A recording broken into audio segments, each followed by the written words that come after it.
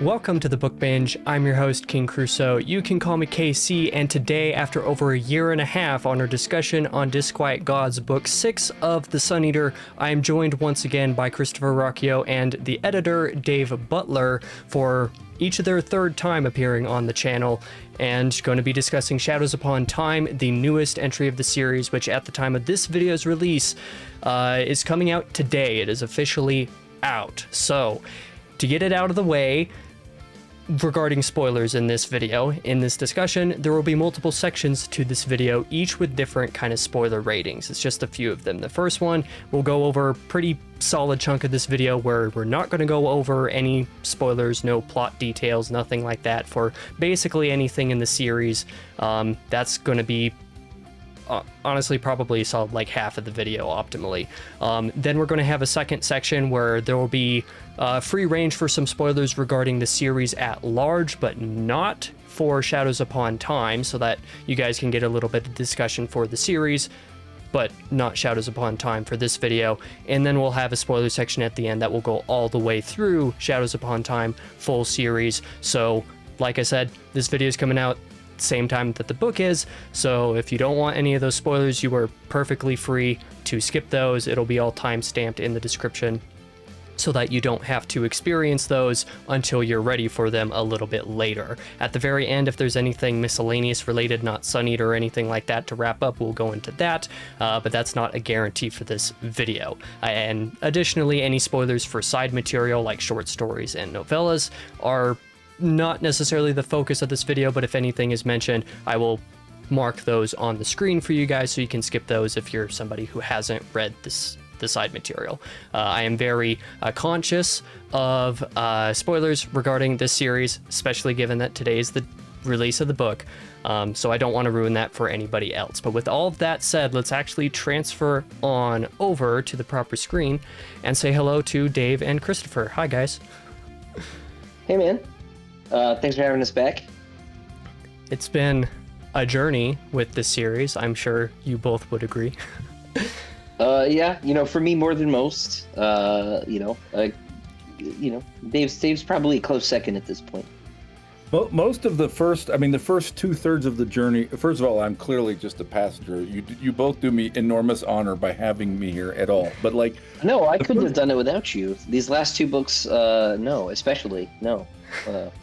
You're very kind. For me, I have many fond memories of pitching the early books at various conventions and telling people, "Hey, do you like Star Wars, but do you wish it was good?" That's a very Dave Butler statement. Well, I crawl under the table. Yeah, get away from an angry Star Wars fan. Yeah.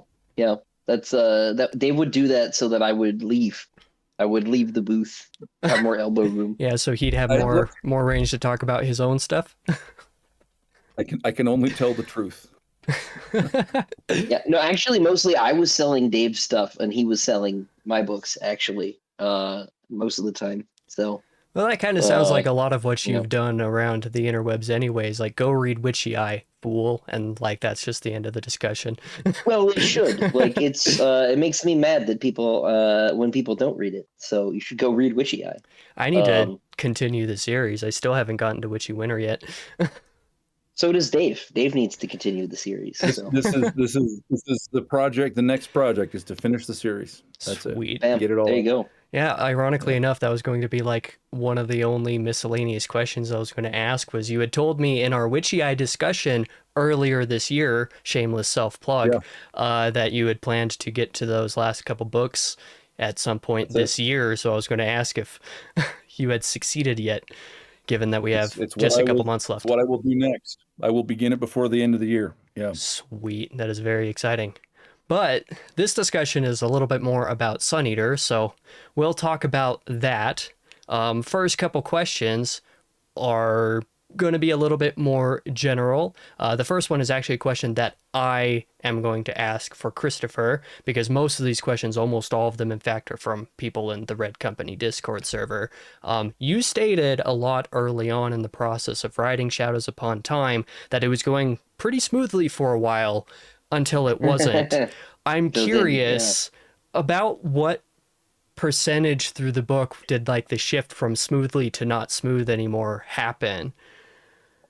If It you was like remember. around chapter 20, 25, somewhere in there. Yeah, I started writing November 11, 2023, which is an easy day to remember. And it went really, really well until like February or so, maybe. I don't remember what started to make it go badly. It sounds terrible. It may have been my wife's pregnancy. We had our second child come along. But that might have been a little bit after that started. But that coincided with the book getting more complicated, and the book getting longer, and more complicated. And the whole thing kind of got away from me. The book has like 90 chapters, 91, something like that. And Demon in White has 200. It has has 87 chapters, I think, and it is like 100,000 words shorter. So like, it's not the outline's fault. It's my fault. Right. The chapters each got longer, and I don't exactly know what accounts for that. And so the book just kept going and going and going. And then there were stretches where my wife was ill and needed help, and we had a 1.5-year-old, 1-year-old, and she needed help, and there's just one thing after another, and I was getting up and writing at like 4 a.m. eventually. Eventually I just made the switch. I was like, look, I have to go to bed when the baby does, and I'm just going to get up as early as humanly possible to sort of get more writing time. And that helped a lot, but that was, by the time that happened, it was like the 75% mark. So the whole sort of middle section was pretty fraud. And then the endings are endings, so they were a little complicated. But yeah, the beginning went as smoothly as anything since Howling Dark did. The first 20 or so chapters just very, very smooth. And I hope that shows. Hopefully you don't see the cracks either, where things started to get harder. But like the beginning was very, very easy, which was nice. It hadn't happened in a long time.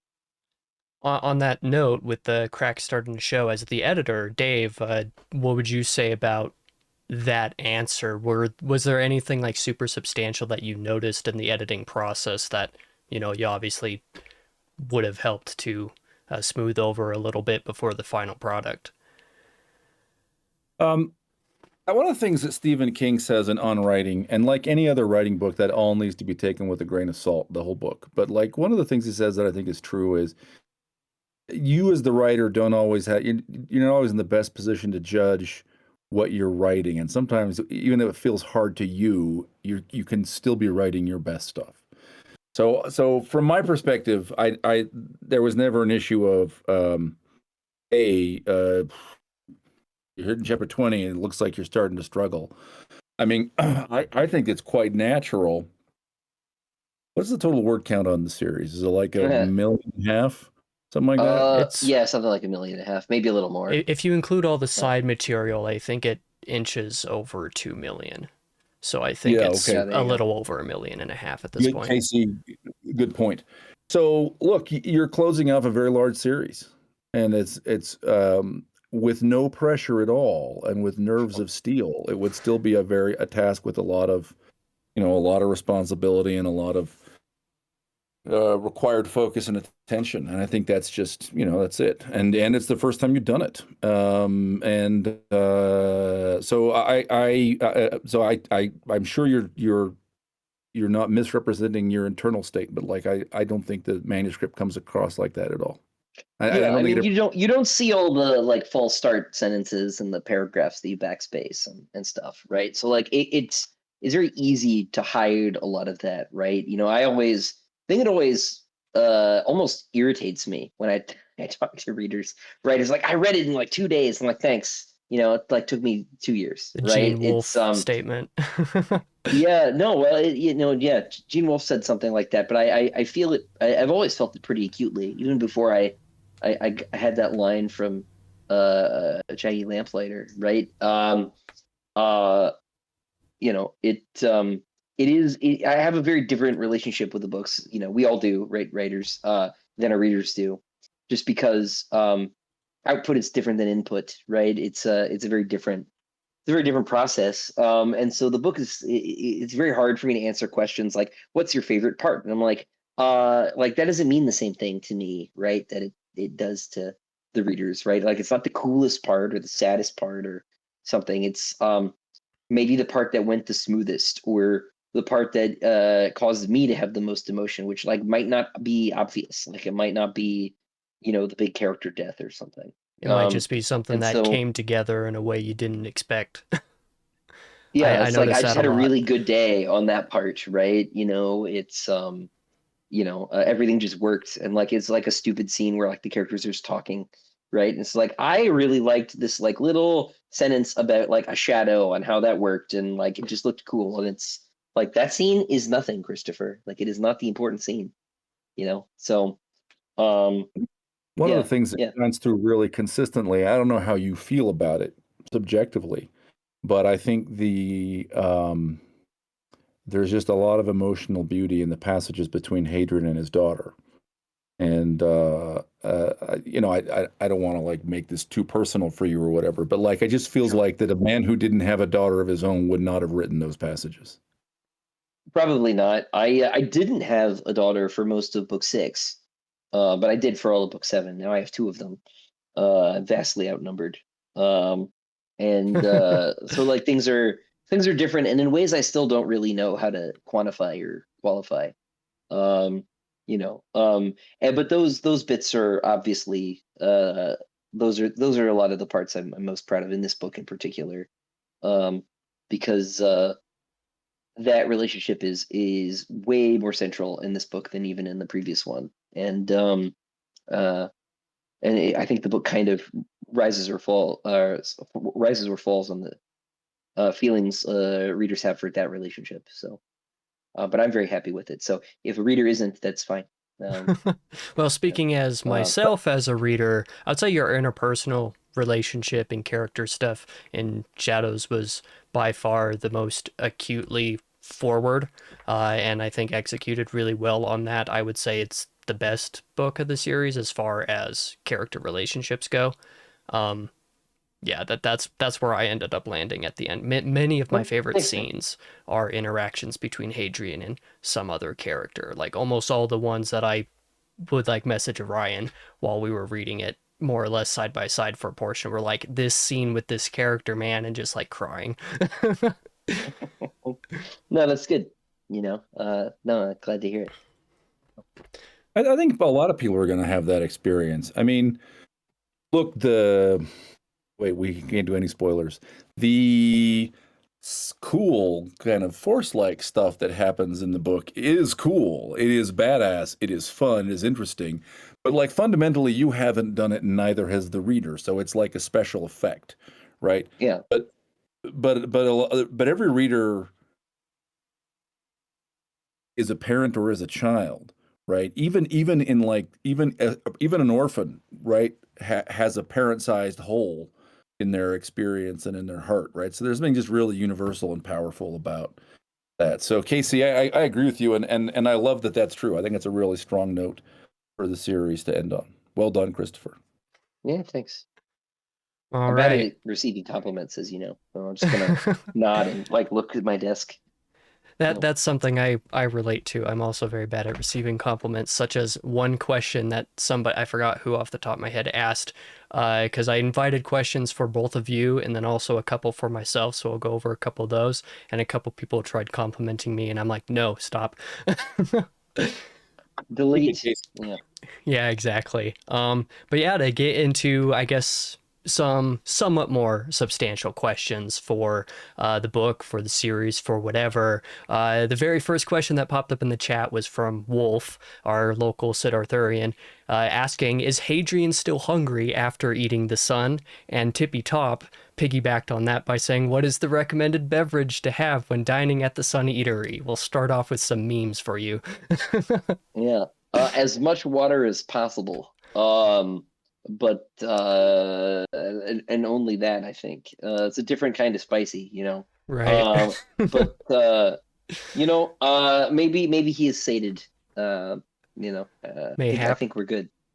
No. Yeah. It has been sun eating time. So I guess it's out today, so it is sun eating time today. So It as is sun we're eating time. as Right. we're watching this. You're watching Yes. this. I love the part where he said it's sunny in time and ate the sun. Yes. Yeah. Favorite scene of With the a book. Megazord. Yeah. Spoiler. Great. Alrighty. The next question is one for Dave. How do you feel Christopher has grown as a writer since you've known him / been working with him? In your own spin, how would you pitch the Sun Eater to someone in an elevator? I think you kind of implicitly answered that second question earlier. You like Dune, but you always felt it was kind of pedestrian. um, yeah, that's literally how I pitched Sun Eater for like 5 years. To great effect, I would like to add. To great effect. Look, Christopher was a great writer when I met him. I think Christopher.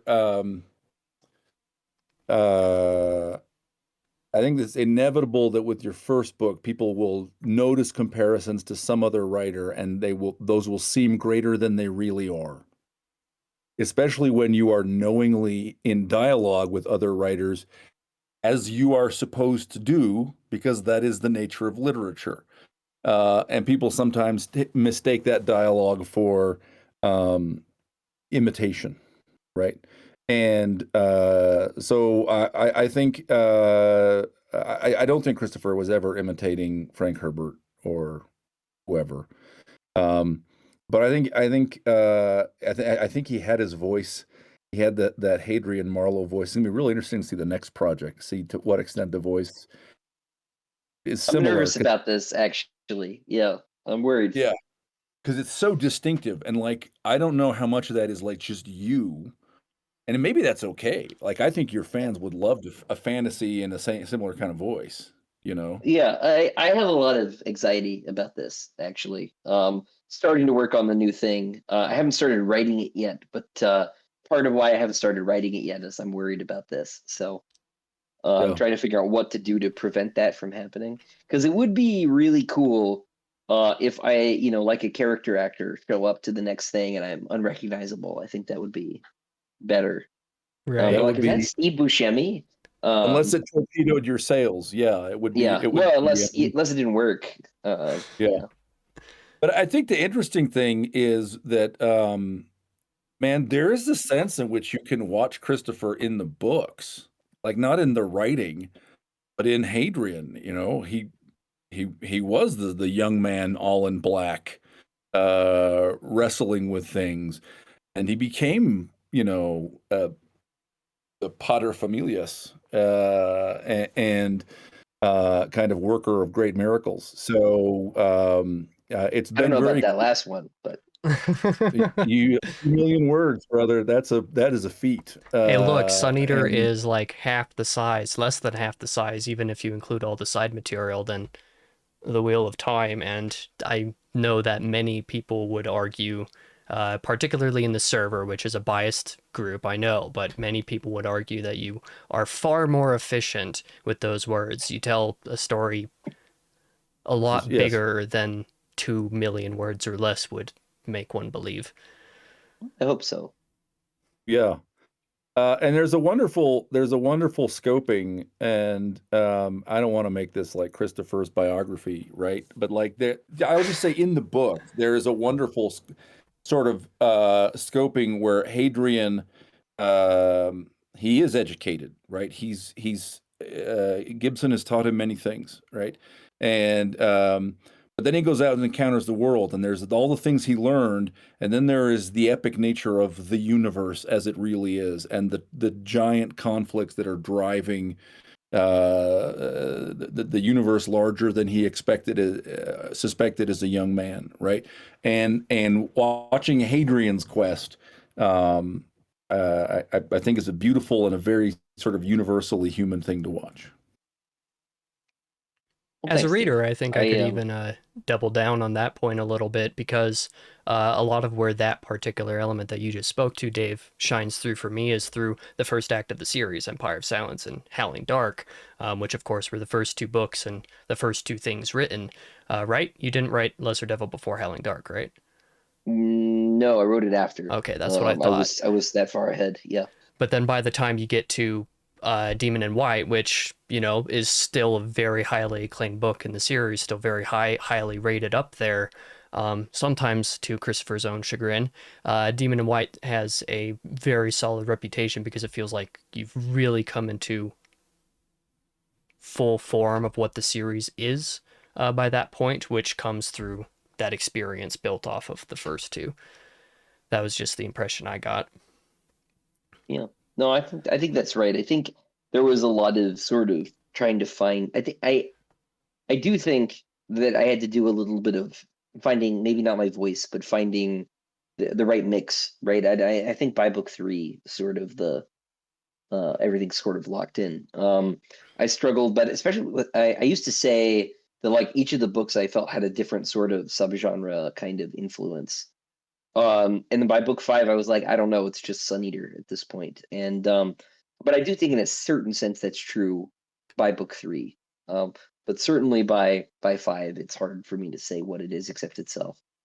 And that's why I have such great fondness for these last two books, because they are um really sort of the complete vision finally, right? I'm like, really, the original idea for the story was this book was book seven, and sort of justifying it was the rest of the series.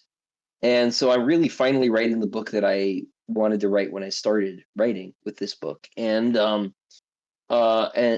so maybe it's appropriate that the mix is finally dialed in these sort of last two books, because also six and seven were in my head before I sat down and thought about anything. They were the same book. Like it was just, this was the last story, right? Was these last two books.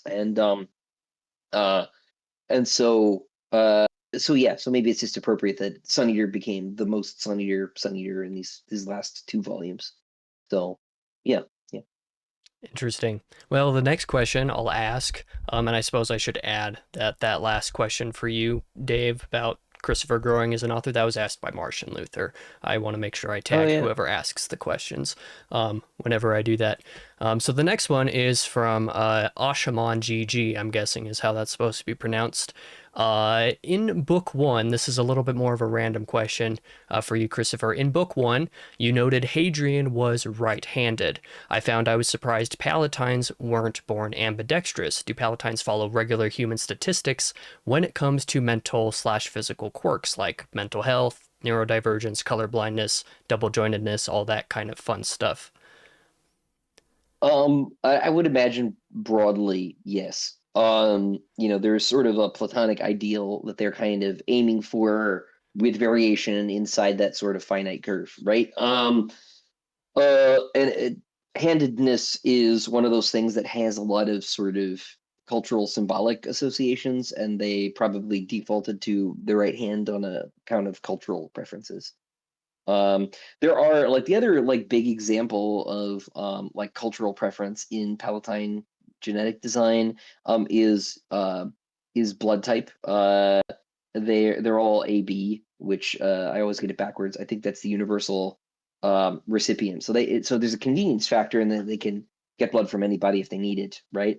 But this has there's a joke, if anyone watching is a manga fan, right there in Japan. There's a sort of horoscope practice for personalities and blood types. It's sort of like type A, type B personality, but there's also a type O and a type AB personality, right? And so it's pretty common in character bios in manga, which I would read growing up, to list the blood type of the character, and it's like a way of trying to shorthand their personality. And so I've been doing this with the trading cards.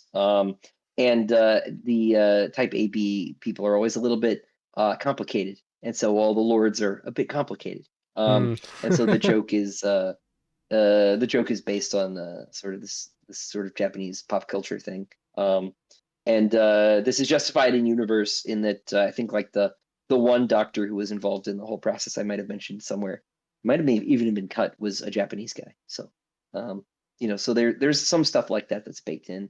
But handedness, I mean, in Latin, left is sinister, right? There's an association with evil with left-handedness and with leftness generally, sort of across Western culture anyway. You see this in scripture, right? But you see this too in like occult practices, as well, actually. left is still bad, even for witches. So, he's right-handed because that's culturally the good hand, right? And so like that's the hand if you could pick, right? In sort of a eugenical sense that you would probably pick that, and they do. So there's no judgment involved with that on my part. Christopher obviously. hates left-handed people, confirmed. I did have a roommate who was left-handed, and he made a real big deal out of it, and so that was annoying. But that has nothing to do with him. Yeah. Right. Well, I did want to ask another Martian Luther question about writing style, since we were talking about writing style, stylistic preferences. This question was actually addressed to me, but I can answer this myself and also ask you the same thing, Dave. He asked, do you find it difficult to separate your own stylistic preferences from Christopher's writing style when suggesting changes? Are you going to answer that first, or shall I? I'll answer it first, just since okay. he addressed it to me originally, but I'll let you answer afterwards. For me, specifically being on a copy edit side of things for some certain projects, I have actually discovered that my writing voice has changed a lot over the last 2+ years since working with Christopher's work. This is actually very apparent in my memory of working on Tales of the Sun Eater Volume 3, which was the first project I did. And that was because I suggested a lot of things that did not make sense for Christopher's voice because I didn't fully know Christopher's voice that intimately at that point. So even just between doing Tales 3 and then Tales 4 a year later, I had already gotten so much more used to the voice that I was able to suggest changes more applicable to that, and then also not suggest other changes that didn't actually match that voice is something that I had to learn with time. But you, Dave, you also work with a bunch of other authors, not just Christopher. So I wonder how that works with you. Yeah, you're real, real editor, not just me. A real editor, yeah, I gotcha. I'm fake. Yeah. Well, there's a difference between developmental editing, right? Yeah, and they're very different too. And Dave's, Dave's worked with, gosh, ton of other writers, right? So yeah.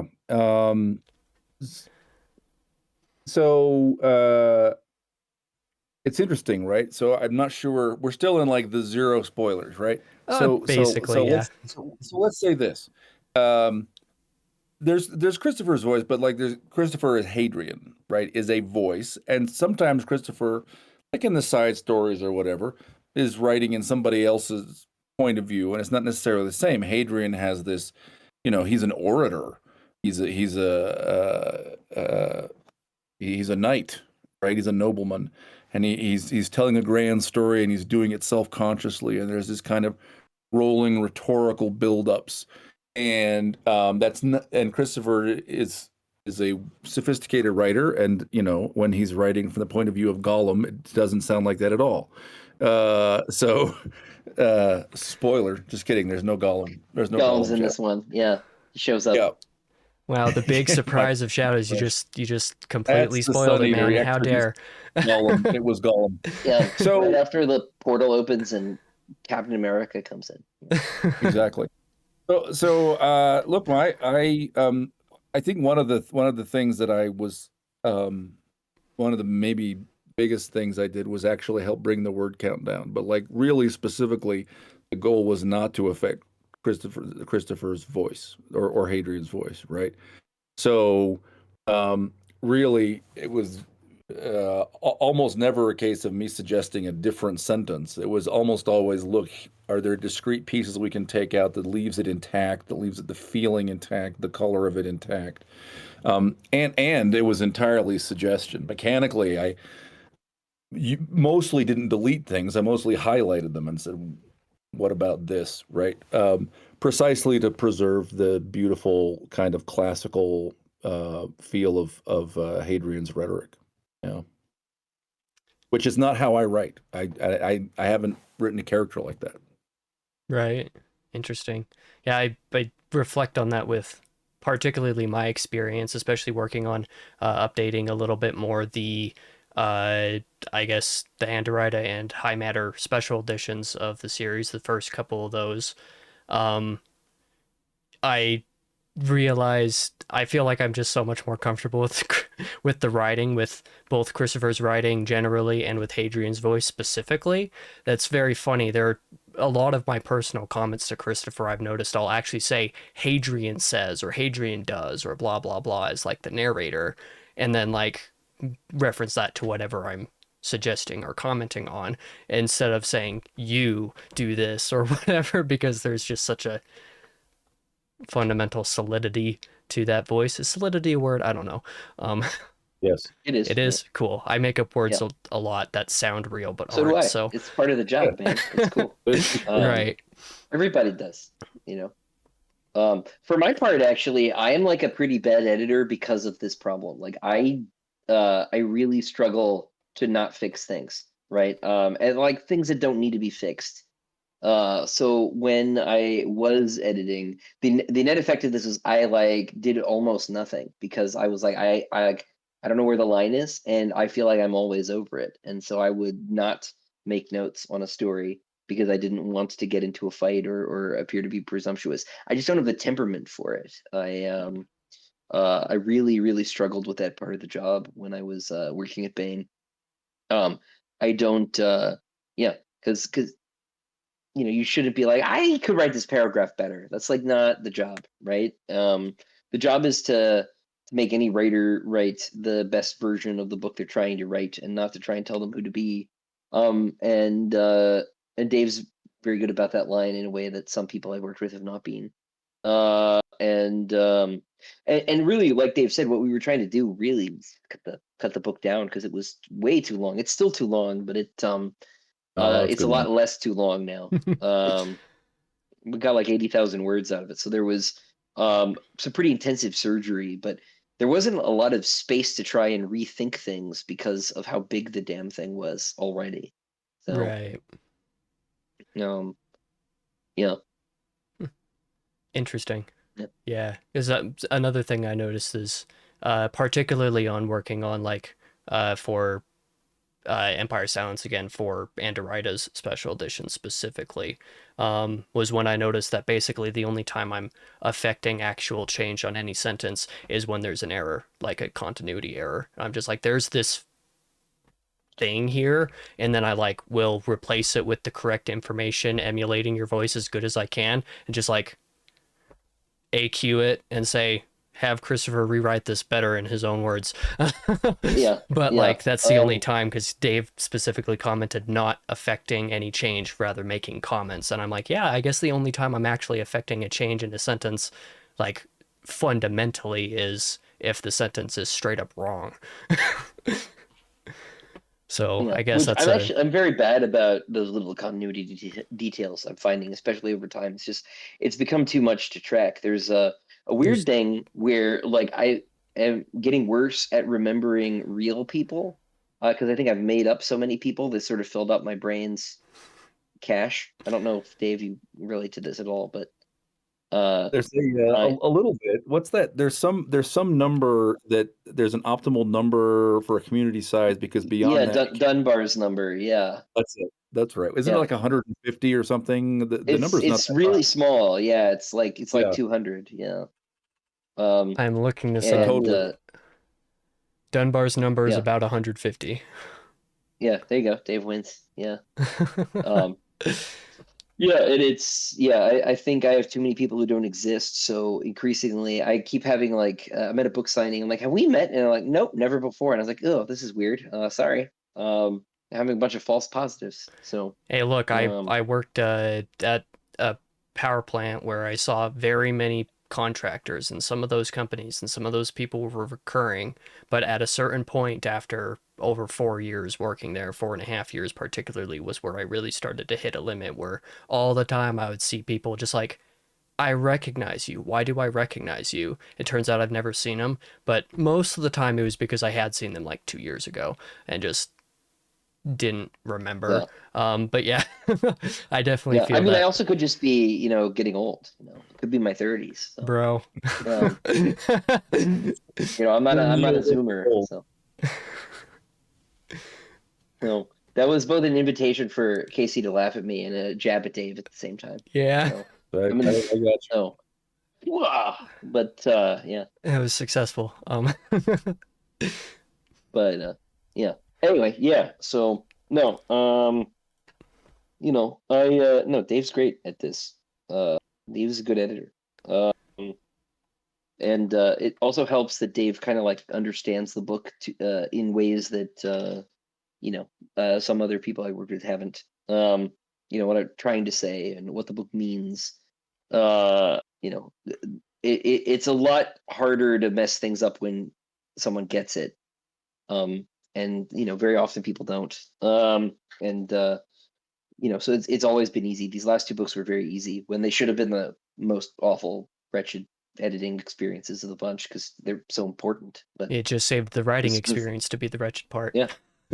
Yeah, which is like normal. The thing is that books are long, and I'm one of those people who likes to cross things off of the to-do list, and like I can't cross the book off the to-do list for like 2 years at a time, and that is real frustrating.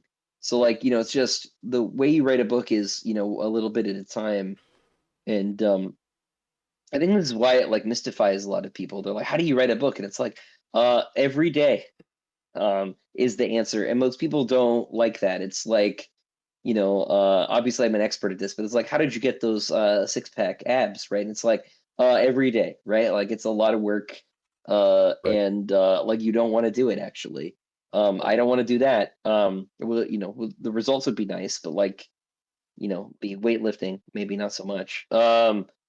But like I want the book enough, and but it's still hard. It's hard to get up every day and do the same thing over and over and over and over again. That's any job, really, right?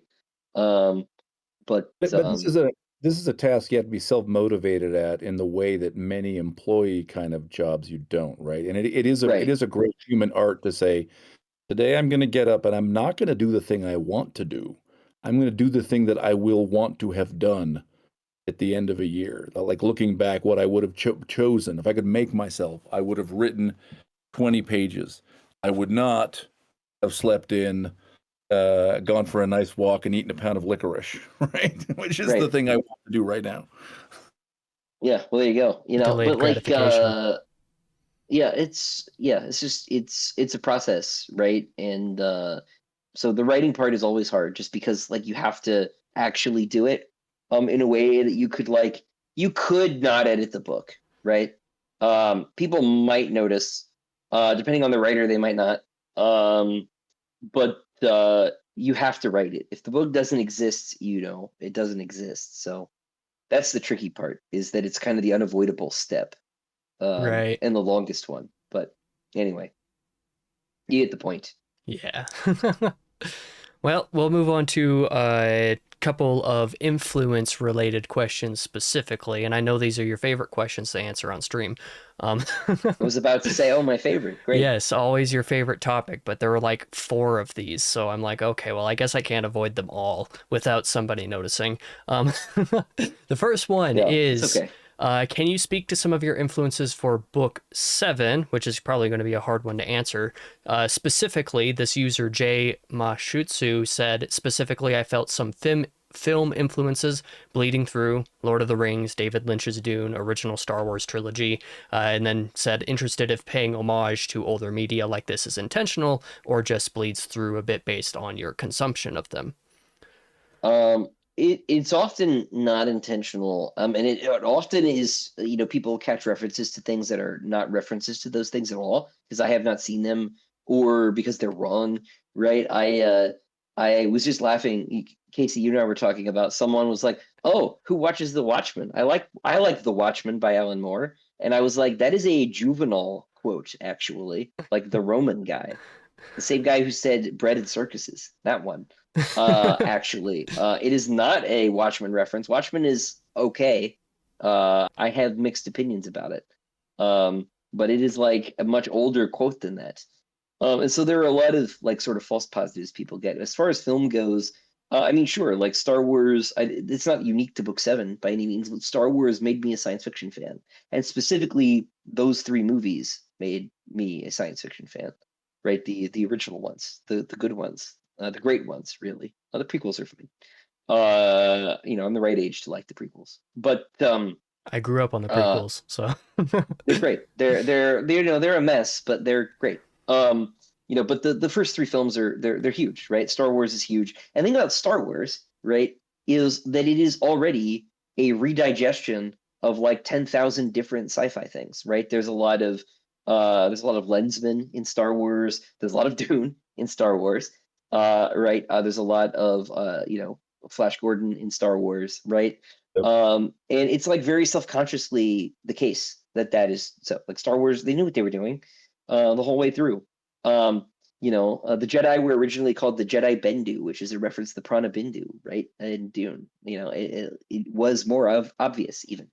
And so Star Wars is already kind of like, this sort of, uh, smorgasbord of science fiction already. And so I wanted to do sort of the same thing, but if you'll forgive me for using the word, but elevated, right? Like I wanted to try and say more than Star Wars, right? George Lucas is always very dismissive of what so it's like it's a morality play for kids or something, right? Which it is, but that's actually pretty important.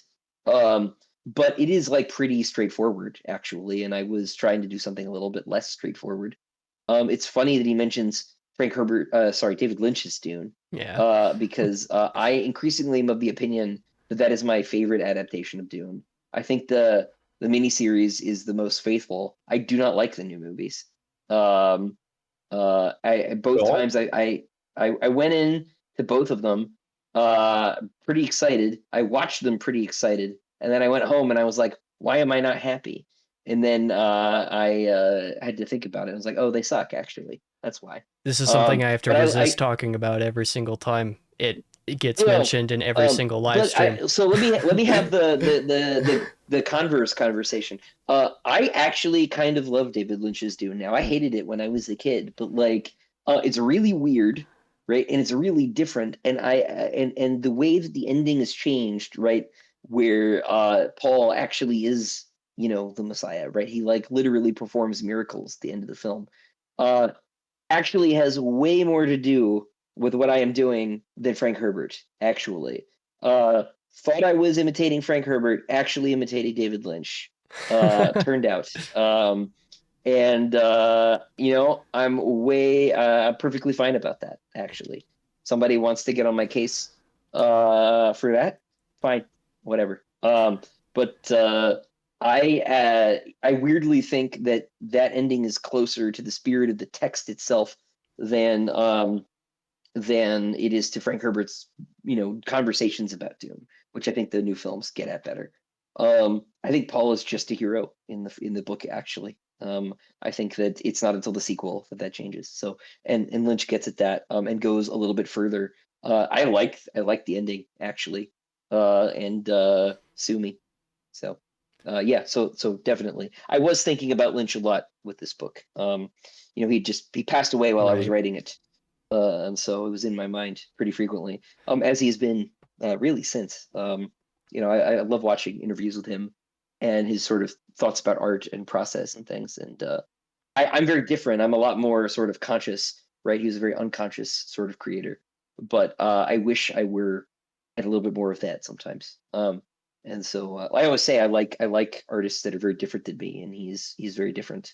Um, so yeah. Yeah, and before any viewers comment about the Dune 2 take there, I very much relate to Christopher on that one. Yeah, it's not on good. on part two. Bad. I didn't dislike part one. I was very into it for what it was, especially since I actually watched it twice before I even read the book. So, um, it was what made reading the book possible for me. But part two was not it. No, So it's great. we It's are great cinema. famously It's the it's bad yeah. Dune. Yeah, So exactly. I was happy it's until great. the Yeah, last 15 minutes, and then I was like, no, this decision just borked it. But anyway, it before we was. get Yeah. into that tangent Quick, more so, stop. Abort. more Yeah. influences. spoilers. You said no spoilers. What were your primary IRL influences while depicting and writing about the Normans? Jagger asked that. Um. I mean, a little bit the Normans, right? But like, uh, they really, there's not like a real precise thing, right? Like they kind of play a role that the Normans do in that they are sort of like a fringe people who, in these last couple of books, kind of sort of become a little bit more central. I mean, they're kind of, sort of a liminal people in the same way.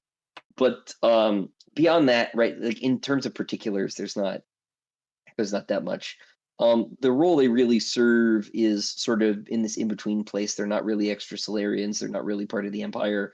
They just sort of are the rest of humanity in a way, and so they're like a pretty motley, diverse bunch of smaller, less important powers, and help to sort of, in a sense, Star Wars cantina up the universe a little bit. There are a lot less aliens in Sun Eater because there are clearly a lot less aliens in the galaxy than there are in Star Wars' galaxy.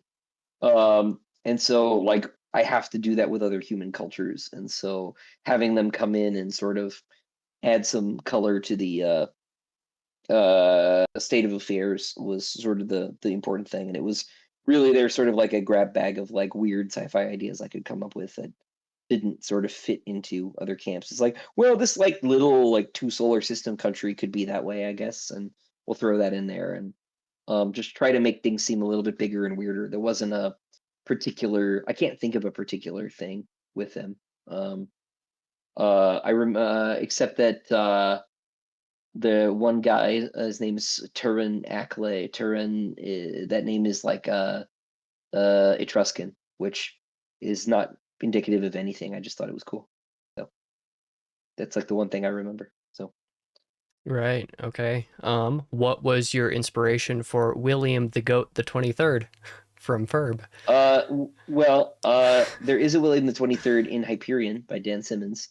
Hmm? And I always like to joke the fact that I have references at all in my work is a Dan Simmons reference because I was reading Hyperion. I was like, this is just Neuromancer fan fiction at one point.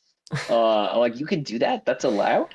And it really sort of changed how I thought about science fiction as sort of a conversation and sort of brought me more into thinking about it the way that we think about like the Western canon and classic literature as being a conversation. And so I thought, well, I could just do a lot of this stuff more explicitly, actually, like, and that would sort of baptize my choices. That would be cool. And so by making him another William the 23rd, he is a reference to Hyperion. He's a very different character. Sad King Billy in Hyperion is kind of a sort of a doddering mystic, a visionary, but like kind of impotent in a way.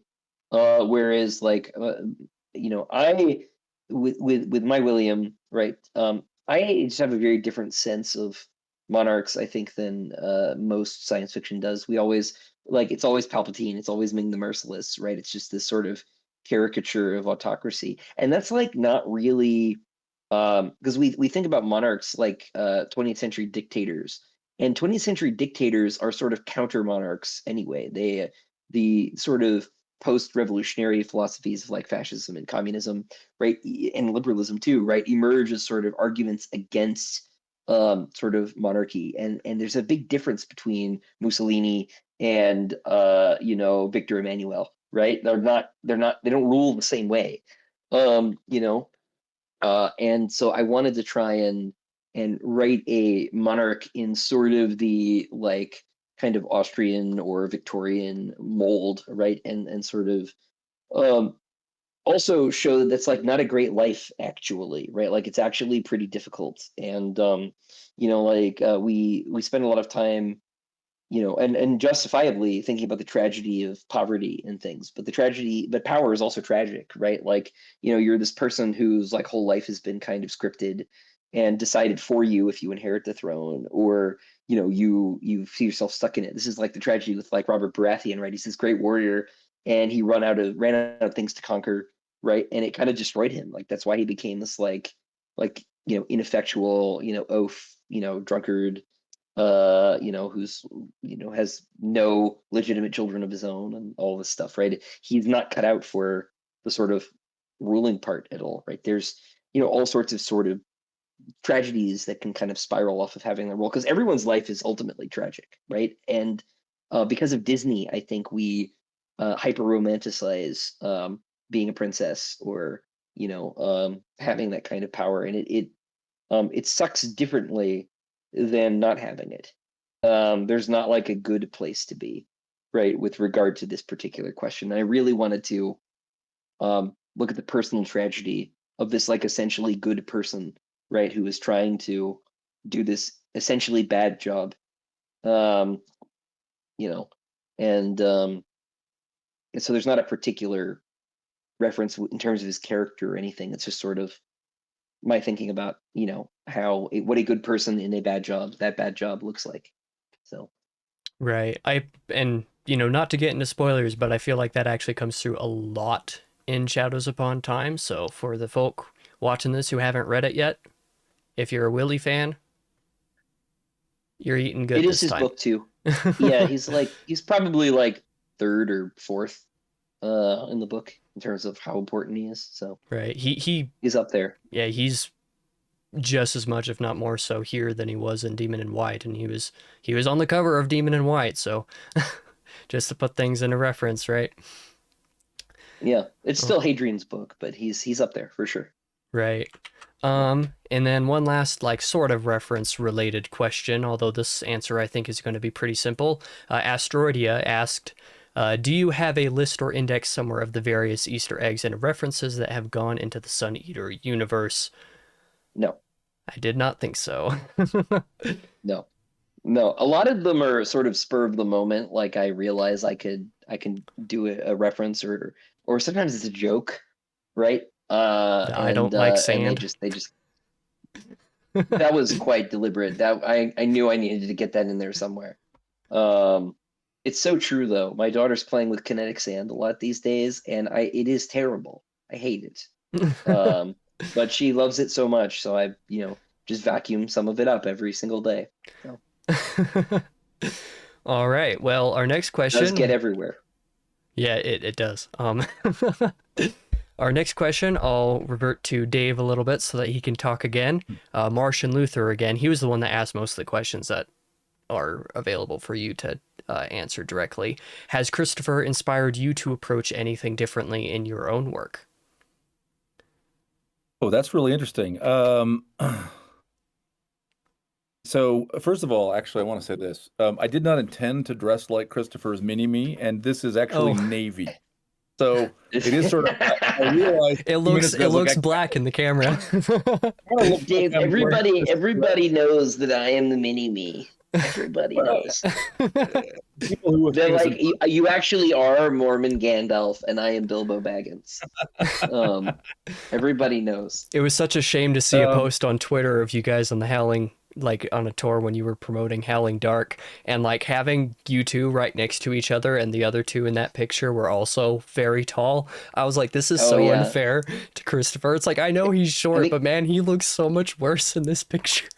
Yeah, is this like you and me, Dave? I think, and Larry and Brian Lee Durfee. Yeah, it's That's I probably need to right. stand on a box. It's yeah, yeah, it was Yeah, very yep. funny. But yeah. anyway, You are the All mighty. you large Utahns, and then Yeah, yeah, it's the corn and the beef, or something. and the Yeah, well, Scandinavian. Yeah, that is not wrong. There's a lot of North Europe lurking around these mountains.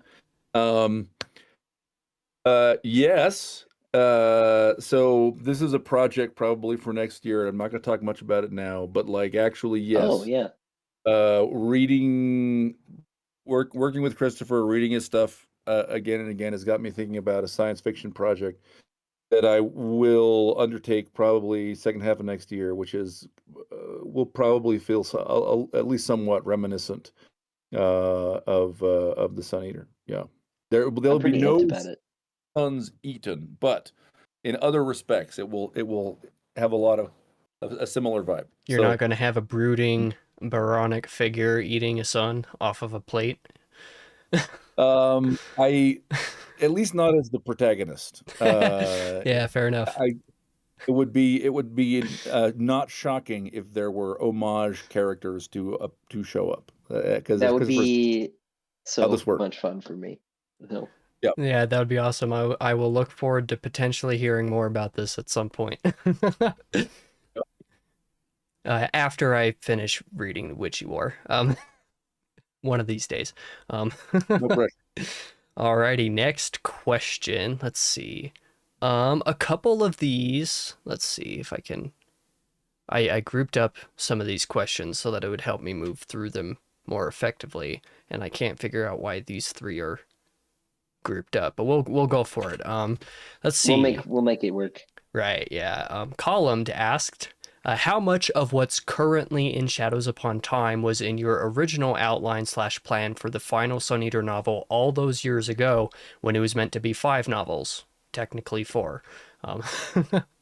It's all there. There's just a lot more, and there's like more context and connective tissue. With like one exception. I've talked about this before. I said earlier, like I am not a very unconscious writer. I don't get a lot of like flashes of insight or inspiration. It's like all very planned, right? It's all pretty deliberate. But it does happen occasionally, right? I'll be writing a book, be like, oh no, like I have a problem, and then like the solution, shows up. The whole like Chantry arc in book 3 with the interrogation was the result of my realizing I like forgot about them, and like needing to fix it. And I think that stuff is all pretty good, actually. There are a couple other sections where I just like I'll have a goofy idea and I'll just commit to it. The end of Howling Dark actually was like totally like improv, actually. Interesting, because that's like like such a great part of the series. the arm thing in particular, I was like, oh, I know it'll bother them. Let's do it. I should be more specific, but the arm thing was like, I have a plan, but it came out of nowhere. It just so happened that the end of the book happened about 3 chapters before the end of the outline. I planned to keep going a little bit and explain too much. And I realized on the day that I did not have to do that. And so it was a really like this, it was like a great blessing, because when I have those sort of moments, right, I usually feel very confident about the choice. And to have that confidence on literally the last page of this whole damn thing was, thank God for that one. And so to answer the question, there's like 3 more chapters I didn't write that are like implied, and they're better that way. That's very You interesting. left off the scene where the Ewoks dance with the stormtrooper helmets. Yeah, I where cut where up. Force insert characters here that I'm not going to spoil show right. up in the sidelines. Force goes and smile at Hadrian. Yes, and all that was cut out.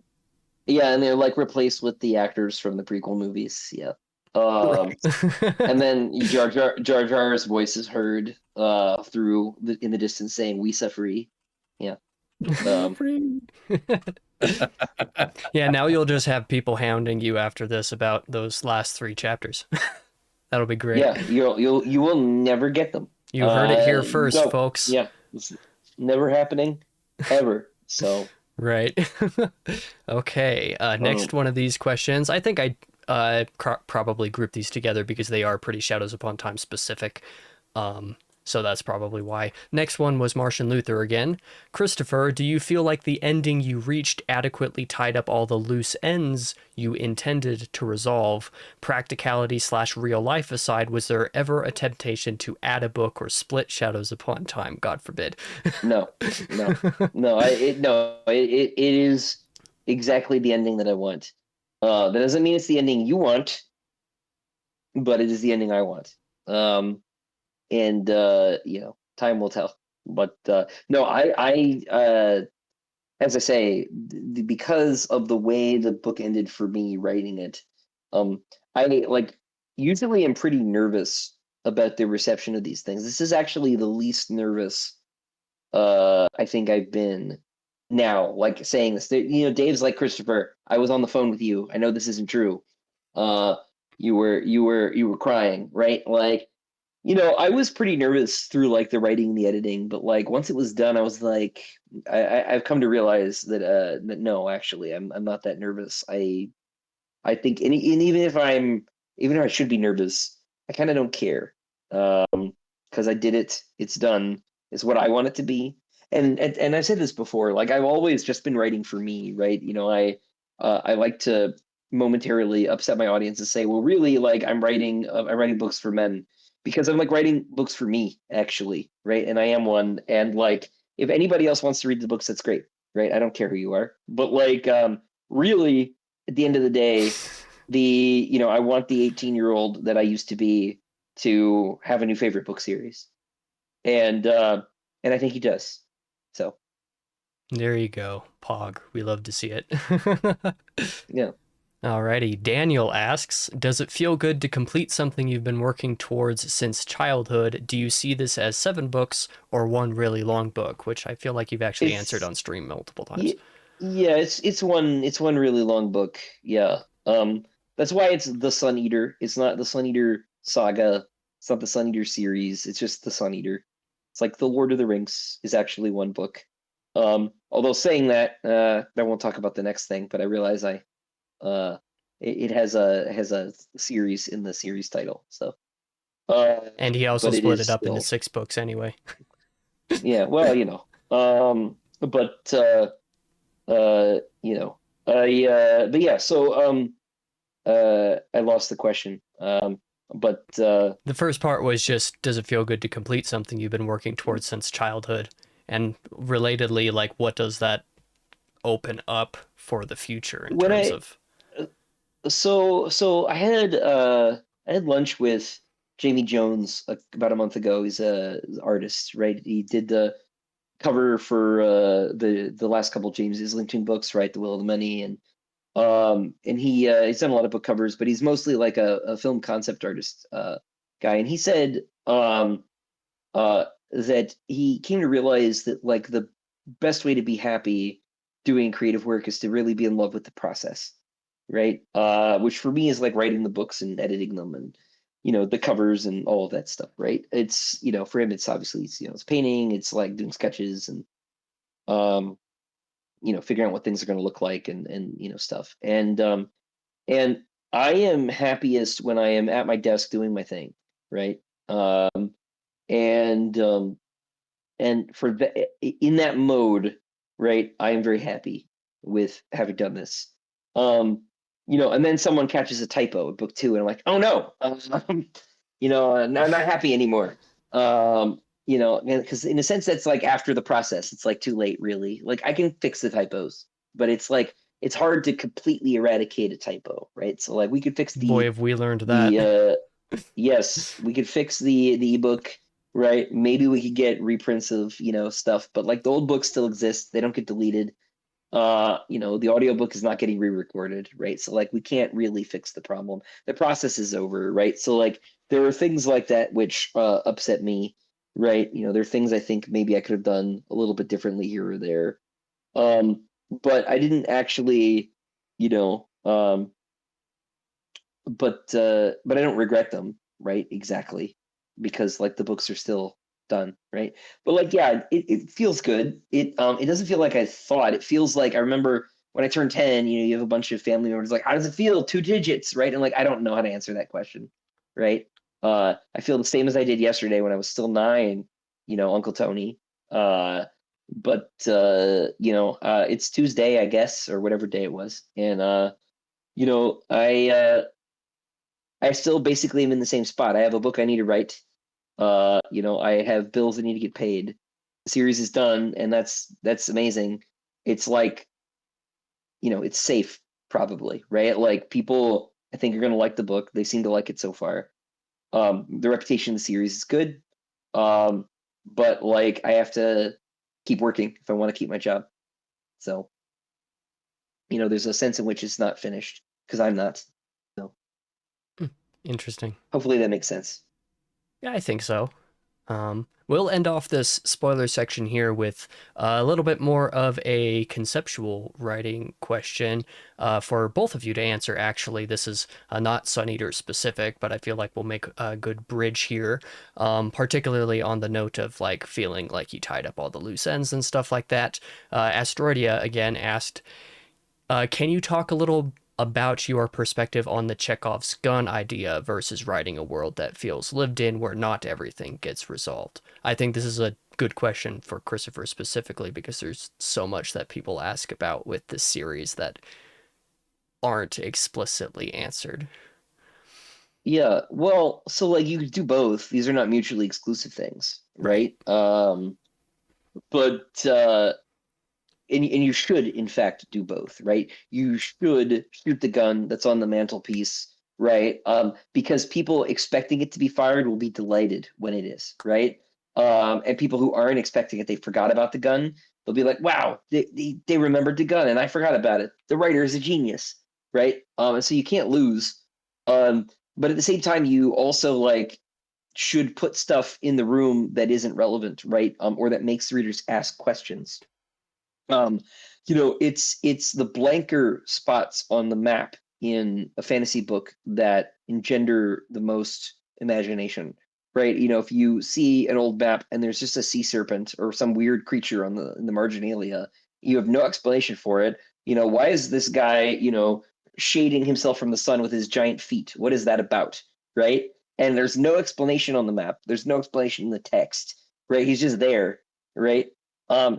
It's gonna bother you for the rest of your life. You're gonna think about that guy and his umbrella feet or whatever, this weird Susian creature that's on the map, right? Or this is one example, right? Unanswered questions are hooks, literally, right? In the sense that they're words written with letters, in people's brains, and it's the lack of closure that keeps a story alive in people's heads. And back to Lynch here, right? There's a bit where he says, closure is a drug. The minute I give you closure, it's just an excuse for you to forget you've seen the damn thing. And but you have to give people some closure, but you can't give them all of it because then they go back to sleep, and you don't want people to forget you. And it's better for them if you don't, right? If there are questions, then the story actually like continues in them in a way and unfolds, and they come up with their own answers, and like that's better than me giving them to you. And so if there is a deficit of closure in some avenue or other, good, that's good for you. It's better for you than not. So I feel like this is reflected very strongly in the end of this book and the fact that you decided not to write the last 3 chapters, right? Correct. Yes. Yeah. What about your thoughts, Dave? Yeah, Christopher's obviously right. I mean, you want the world to be. I'm going to talk anyway because, like, notwithstanding that it's everything I say will now be superfluous. Look, you want the world to feel big and you want it to feel real and permanent, like the world doesn't end when I close the book, right? So a lot of world building is really about saying things that imply more than you really describe, right? There's like a line in The Witchy War about how the bones of Albrecht von Wallenstein are sunk into the city wall around Waukegan, right? Well, you're never going to see Waukegan in the series. Like, why the hell are Albrecht von Wallenstein's bones in the wall? I'm never going to tell you that either. The whole point is to put in your head that there is this place and it has a story and it has connection with other stories, so that the world is bigger than just this narrative tunnel that you're in, right? And you also don't want you don't want to be in a narrative tunnel that then suddenly everything closes off, right? And so you should you should not scrupulously tie up every single subplot. You should not scrupulously go through in book 7. The art in book 7 is not to say, I've gone through and cataloged every single relationship, and I'm now going to bring it to its terminal change in book 7, right? Every every ideological journey, every loyalty test, every human pairing. I'm going to show you the end of it. It would be unsatisfying. It would feel deeply unreal because that's not how real life is, right? I'm going to die, and like all of the other subplots in my life are not going to be resolved, right? I hope to be survived by children and neighbors and friends who are having. So you resolve the main threads, and you choose the other threads you want to resolve so that the ending is resolved in a satisfactory way, but the world feels like it continues. Right. Yeah, there's a sense in which we imagine world building, right? And we kind of teach world building. I say we, meaning like writers, right? You go to a convention, this is the way the panels work, right? Talk about world building, in the sense of how do you make up stuff about countries and like currencies and gods and religions and which of those is the most important. That's not what world building is properly, right? Everybody is wrong, right? I think Dave knows what I'm about to say, but like actually what you are doing is you are building the illusion that you have built a world, right? And to build the world properly from the reader's perspective, actually what you need is for those roads to not close, right? This is sort of the beauty of Middle Earth is they will pass a place, right? And Tolkien will say, this is the thing where this thing happened, and then refuse to elaborate and leave. Right? And that creates the illusion that it's a real world because that's what going down the highway is like, right? Actually, and so actually, the more world building that you do, ultimately, the more you break that illusion, right? There's sort of you're constantly worrying with the plot's need to explain itself, and striking the right balance, right, between closure and non-closure, explanation and mystery, right, is how you actually world build, right? It has nothing to do, right, with countries and currencies and magic systems and any of that stuff. It has to do with writing. Everything has to do with writing, actually, right? And that balance. And it's not about any of the diegetic stuff at all. It's about you and your skill as a writer, and just everybody talks about it wrong. And I say, a pox on the whole damn house on this subject. This increasingly is my hard magic bugbear, Dave. I just cannot abide the world building conversation. It's useless the way that we try to teach people. It's like, oh, you didn't think enough about coinage. It's like, do you need to actually? Right. Like, it's so tedious. Anyway, It diverts aspiring writers down a road that is endless and also pointless. right. I think it discourages people. I think people are like, oh no, I haven't thought enough about numismatics, right? And then there are people in the audience who are like, I don't know what that means. Right. Yeah, and What are they're the like, I can't write a inheritance laws book. Yeah, I'm not smart enough to write a book, which is not true. A lot of idiots have written books. It's fine. You can write a book. It doesn't have to be great. You don't have to know everything, right? You just have to be a good writer, and that's different than, it's a different skill. No. Anyway, soapbox off.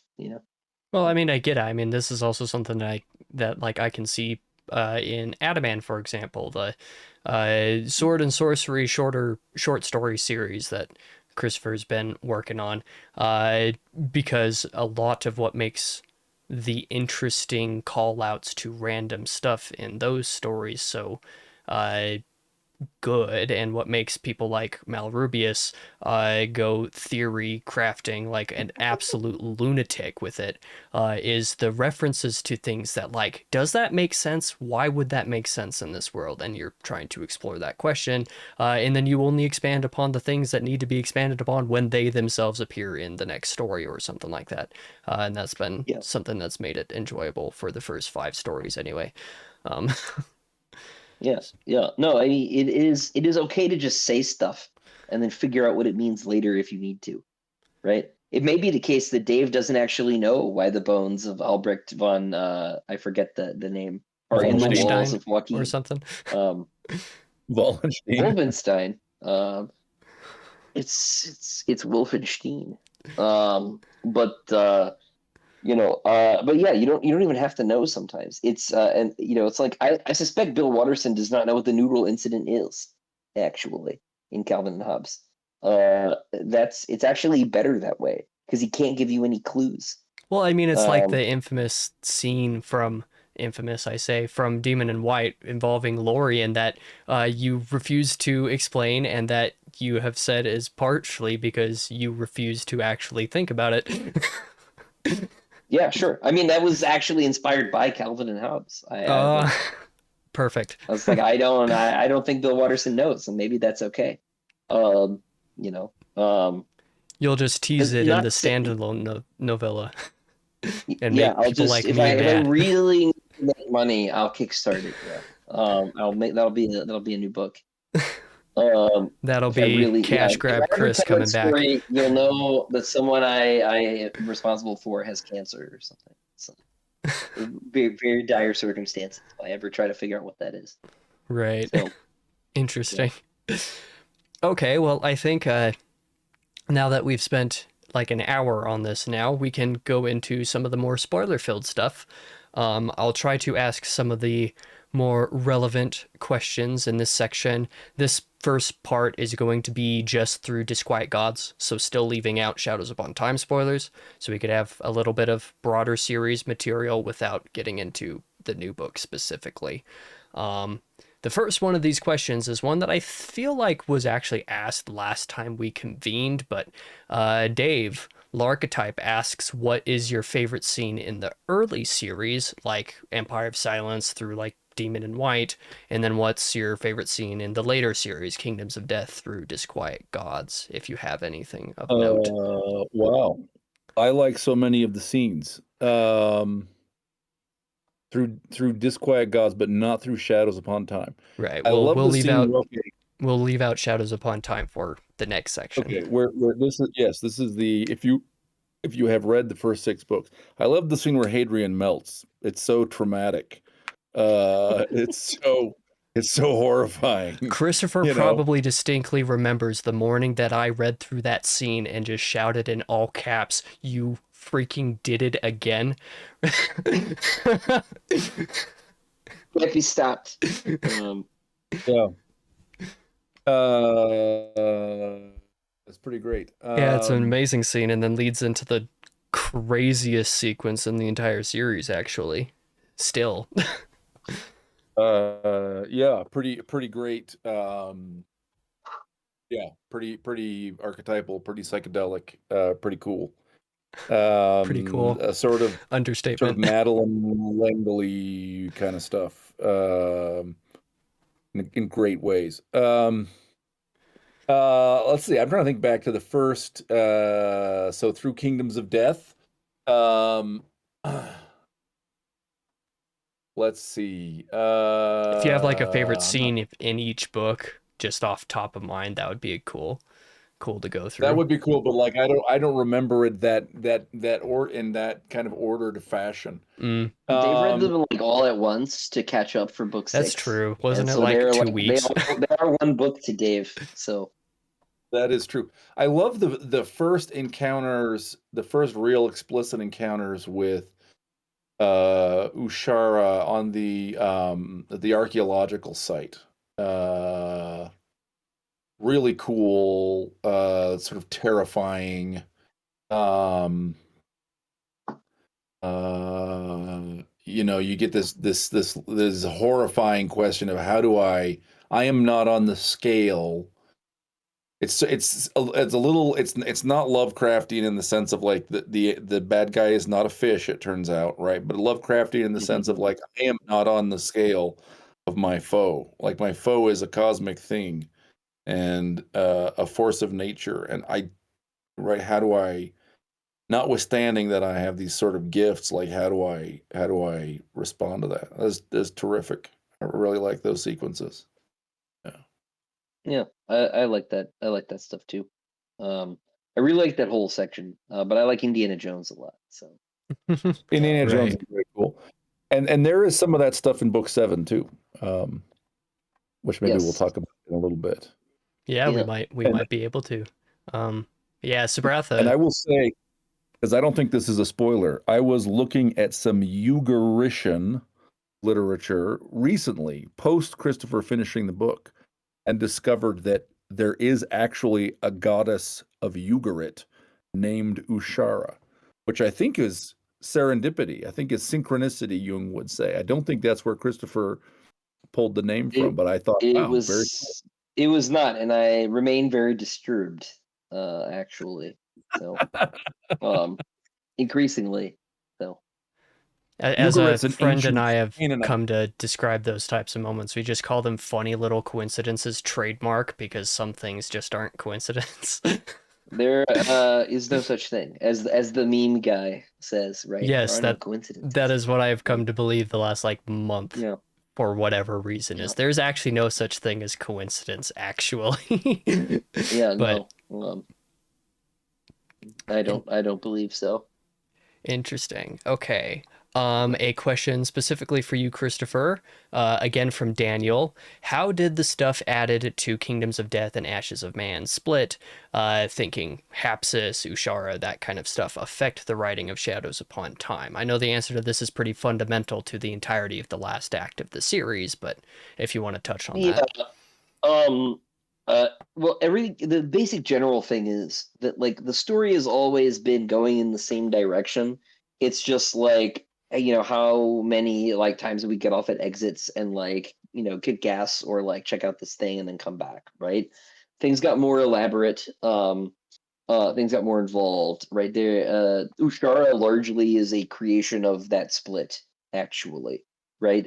So I just added an extra watcher that like helped to explain and contextualize and sort of grow things, right?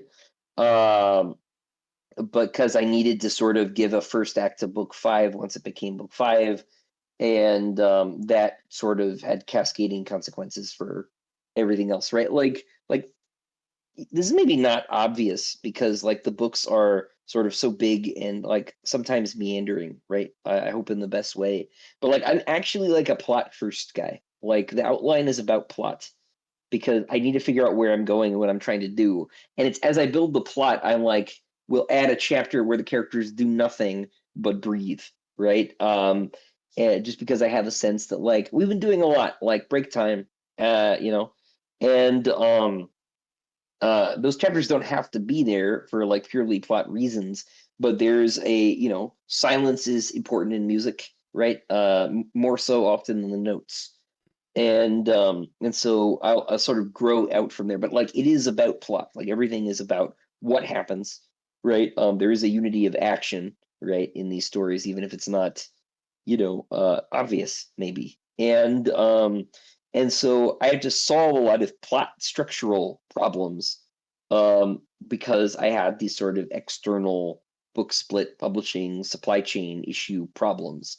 And that changed not just but everything sort of trickled down from the plot fixes to world building elaborations, right? Character growth, characters being introduced, right, or growing a lot bigger than they were supposed to be, or shrinking, or whatever, right? And so everything sort of flowed down from the need of book five to have a first act, right? And it needed something substantive to happen, which was that critical chapter with the Emperor did not exist in the unsplit version of Kingdoms of Death, Ashes of Man.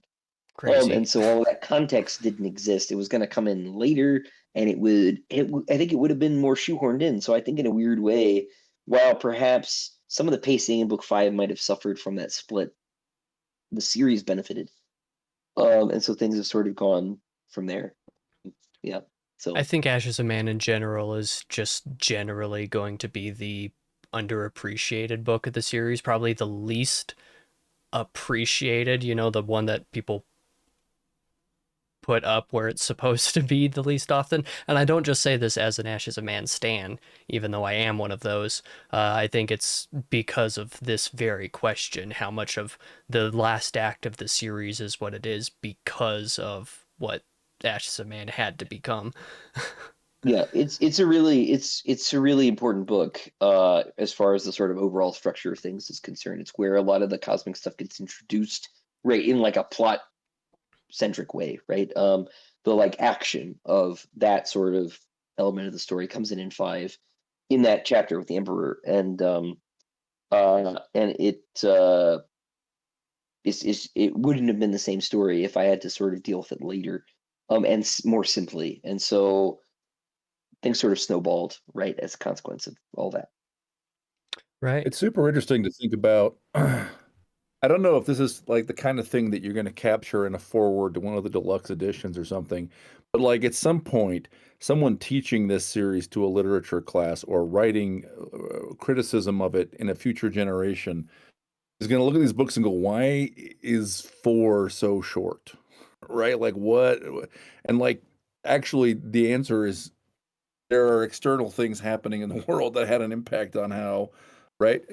So it's interesting to think about, like, I don't know how documented that is, and maybe you should write an essay somewhere that talks about it to go in one of these editions, uh, so that future readers can to help them make sense of it. Yeah, maybe. Because I do think a lot of so publishing is a very opaque industry, kind of by design. And people think a lot of what publishers do is arbitrary, but there's like always a reason. That reason might be they didn't pay attention, right? Or they didn't care. But there's always a reason for things being different than they are. Why are the fonts different on the book one cover from the rest of the series? The design studio that did the first cover, I think, is gone, actually. And the lady who's done the rest of them, got close, but made some changes because she thought she could make it better. Right now, most people don't care that the title font changed subtly, but I have seen people who noticed, and they're like, "This bothers me." Right? Like, why would you do that? I'm like, well, some people lost their jobs. I think actually, since you asked, right? There's always a Right. reason. Yeah.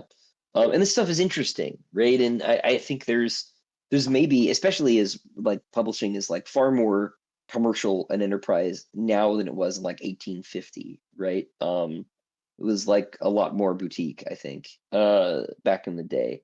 Um, Yeah. there's a lot more mercenary stuff like this that happens and that impacts work. And I think an added dimension to one's qualities as a writer is how well you're able to navigate that stuff. And I'm not saying I'm a master at it because I was furious and miserable. But like uh, I think I do my best work when I'm pushed, and I was pushed a lot on the last 4 books.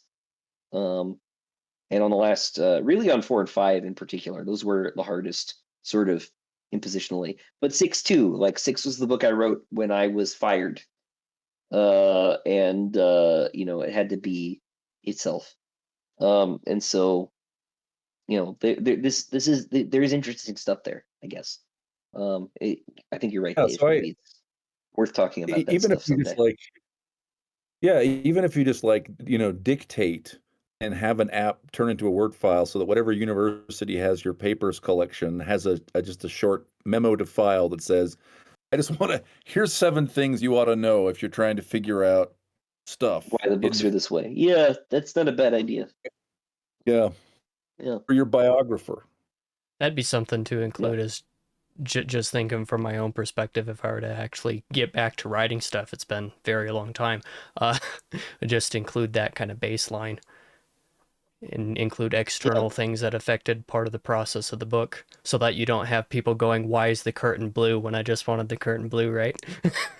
yeah, exactly. Right. Well, and it's also the case too. If you're listening to this and you're trying to write a book, and you're like, why do these agents and these publishers? Why do they say my book has to be no longer than 120,000 words? Right? Why do they say they don't want the first book in a 12-book series? Right?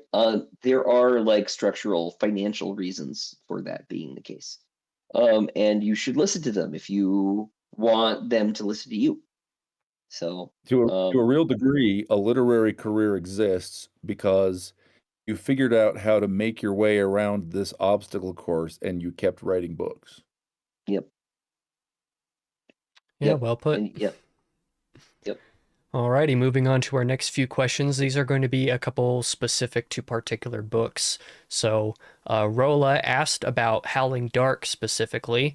although this kind of encompasses a little bit more of the series. Has Hadrian interacted with any Palatines who have been cloned on Vergosos out in the galaxy, and do we know any of them? I'm presuming this would be like a Raffo or something like that, but Yeah. Um, you tell me. I figured that would be the case. Kingdoms of Death question from Martian again. Can you tell us a little bit about the Ajhakai mentioned in Kingdoms of Death chapters 39 to 40? Are they extinct? Question mark. No. Cool. I don't tell you which part of the question that was an answer to, but no. Brilliant.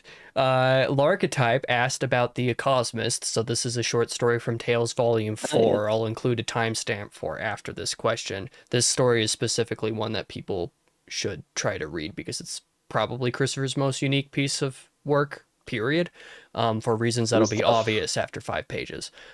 Anyway, a Cosmist question.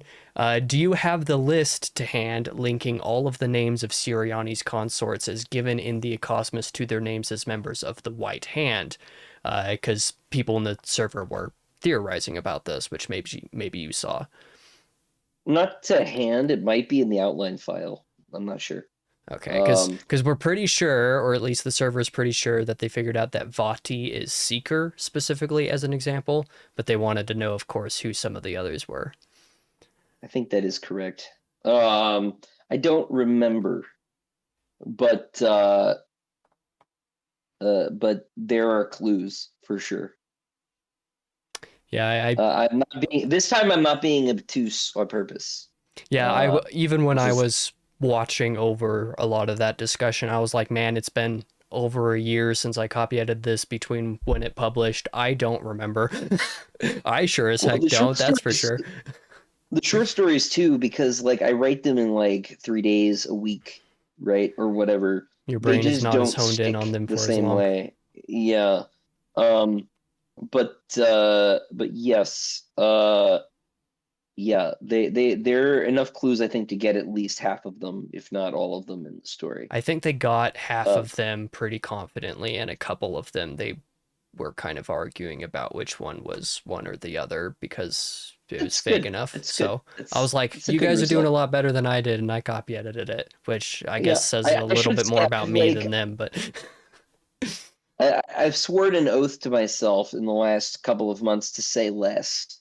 I used to just answer questions, and that was a bad idea for the closure reasons that we were discussing earlier. It's just like, actually, I could ruin the books by talking, so I try not to do as much of it as I used to.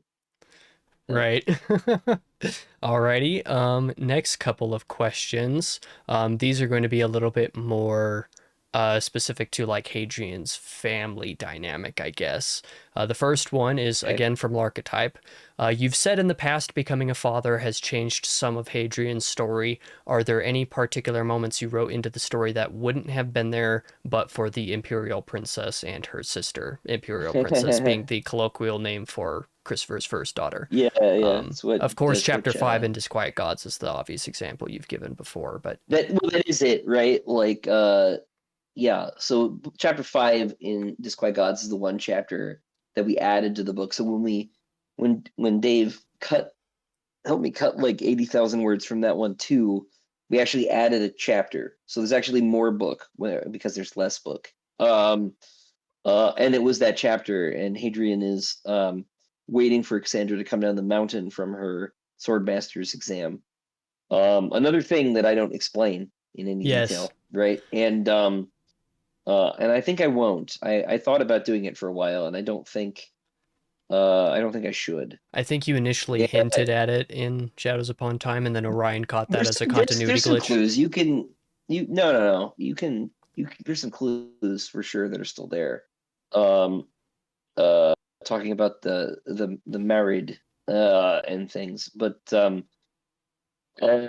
yeah. So that chapter was added after my daughters were born. My first daughter was born, and reflected more of my feelings in the moment as the father of a very small girl. So that's the most concrete example. There are certainly like subtler, less particular ways that impacted book 7 for the better. Because every way they've impacted me is for the better. Except maybe like how much sleep I get. But this will pass. But it'll pass. pass. And then Yeah. you'll miss it one day eventually, maybe. And then they'll want cars. Yeah, then there'll be new problems. They'll, yeah. One day. But yeah. So I can't really point my finger to any particular thing, in book 7 in particular. But beyond that, that chapter is an important one, for me at least. That's one of the chapters from book 6 I remember most sharply, and maybe that's not obvious to most people. They think it's like one of the big set pieces, but that chapter, like nothing happens. He's just standing there on a balcony watching, right? And it's a lot actually for me. So it means a lot. Yeah, the next question is one that's like, I really debated between putting it here and putting it in the next section, just because it I'll be careful. it could be touched on in Shadows Upon Time. But Martian asked, do you think Volka would be supportive of a genuine Hadrian-Selene relationship? But I felt like including this here because it is kind of touched on in Disquiet Gods to an extent as well. It's just that more of the direct answer is in Shadows Upon Time. Like, should I answer the question at all? About this complicated. I think your feelings would be complicated. That's a good answer. I will say personally, if you're watching this section and you're wondering about that question, read Shadows Upon Time, because there is a moment in there that I think gives a very sharp implicit answer to this. That works. So yeah, I'm not trying to avoid all the servers' questions, but I should avoid all the servers. Well, see, I knew this would happen, and I actually commented a couple times in responding to some of the questions that people asked. I was like, I can't wait for literally none of these questions to be answered. And I collected some of them because, well, I knew some of them were not going to be answered, so I'm not even asking. Yeah, I'd read the chat a couple of times. I borrow Jenna's phone and read the server. It was funny because I also said that too. I was just laughing. Yeah, I was like, no, not that one. No. Why would they ask this? No. That one's fine. Yeah, one of them was like, are you providing these questions ahead of time? I'm just like, I do it pretty spontaneously, but like both of them have access to the server in one way or another. Nothing's stopping them, so. Yeah, no, I'm always watching, so.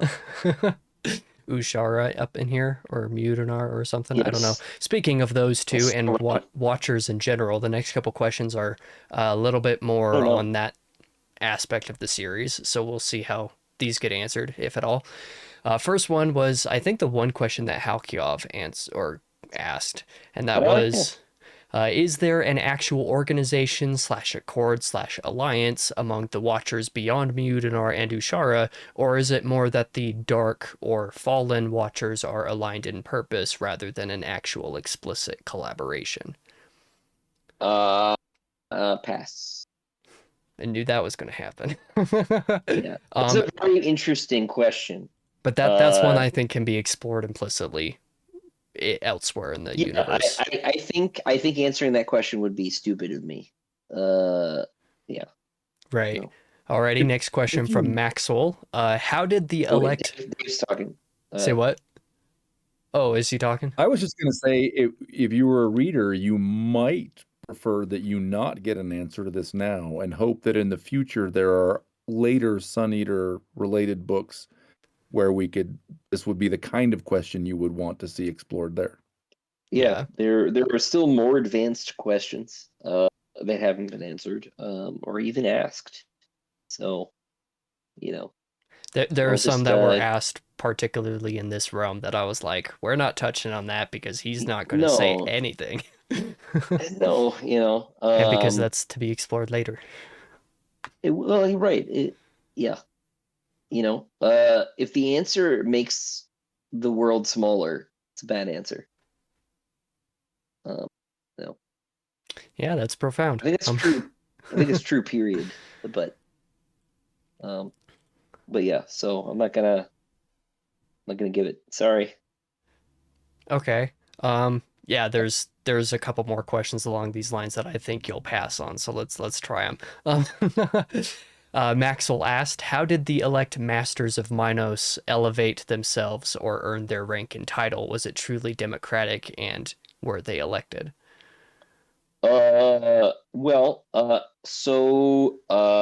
don't know about truly democratic. That means a lot of things to different people on Twitter who get mad at me. True. But you know, so in like the Athenian sense, no, not truly democratic, right? But like they are in order with like rights and mysteries, and you have to do stuff to achieve mastery. Um, that stuff's probably awful, and we ought not think too much about it. But they've done it, and so impressed each other with their freakishness, and uh, but it's more like joining a mystery cult or a secret society. You have to do things and earn grades, and you know, get promoted to echelons and things. So So politics. it Right. is an inescapable, yeah. What's The it Frank Herbert said? inescapable reality of Law is the life. ultimate science. Yeah. Yeah. Um, yeah. So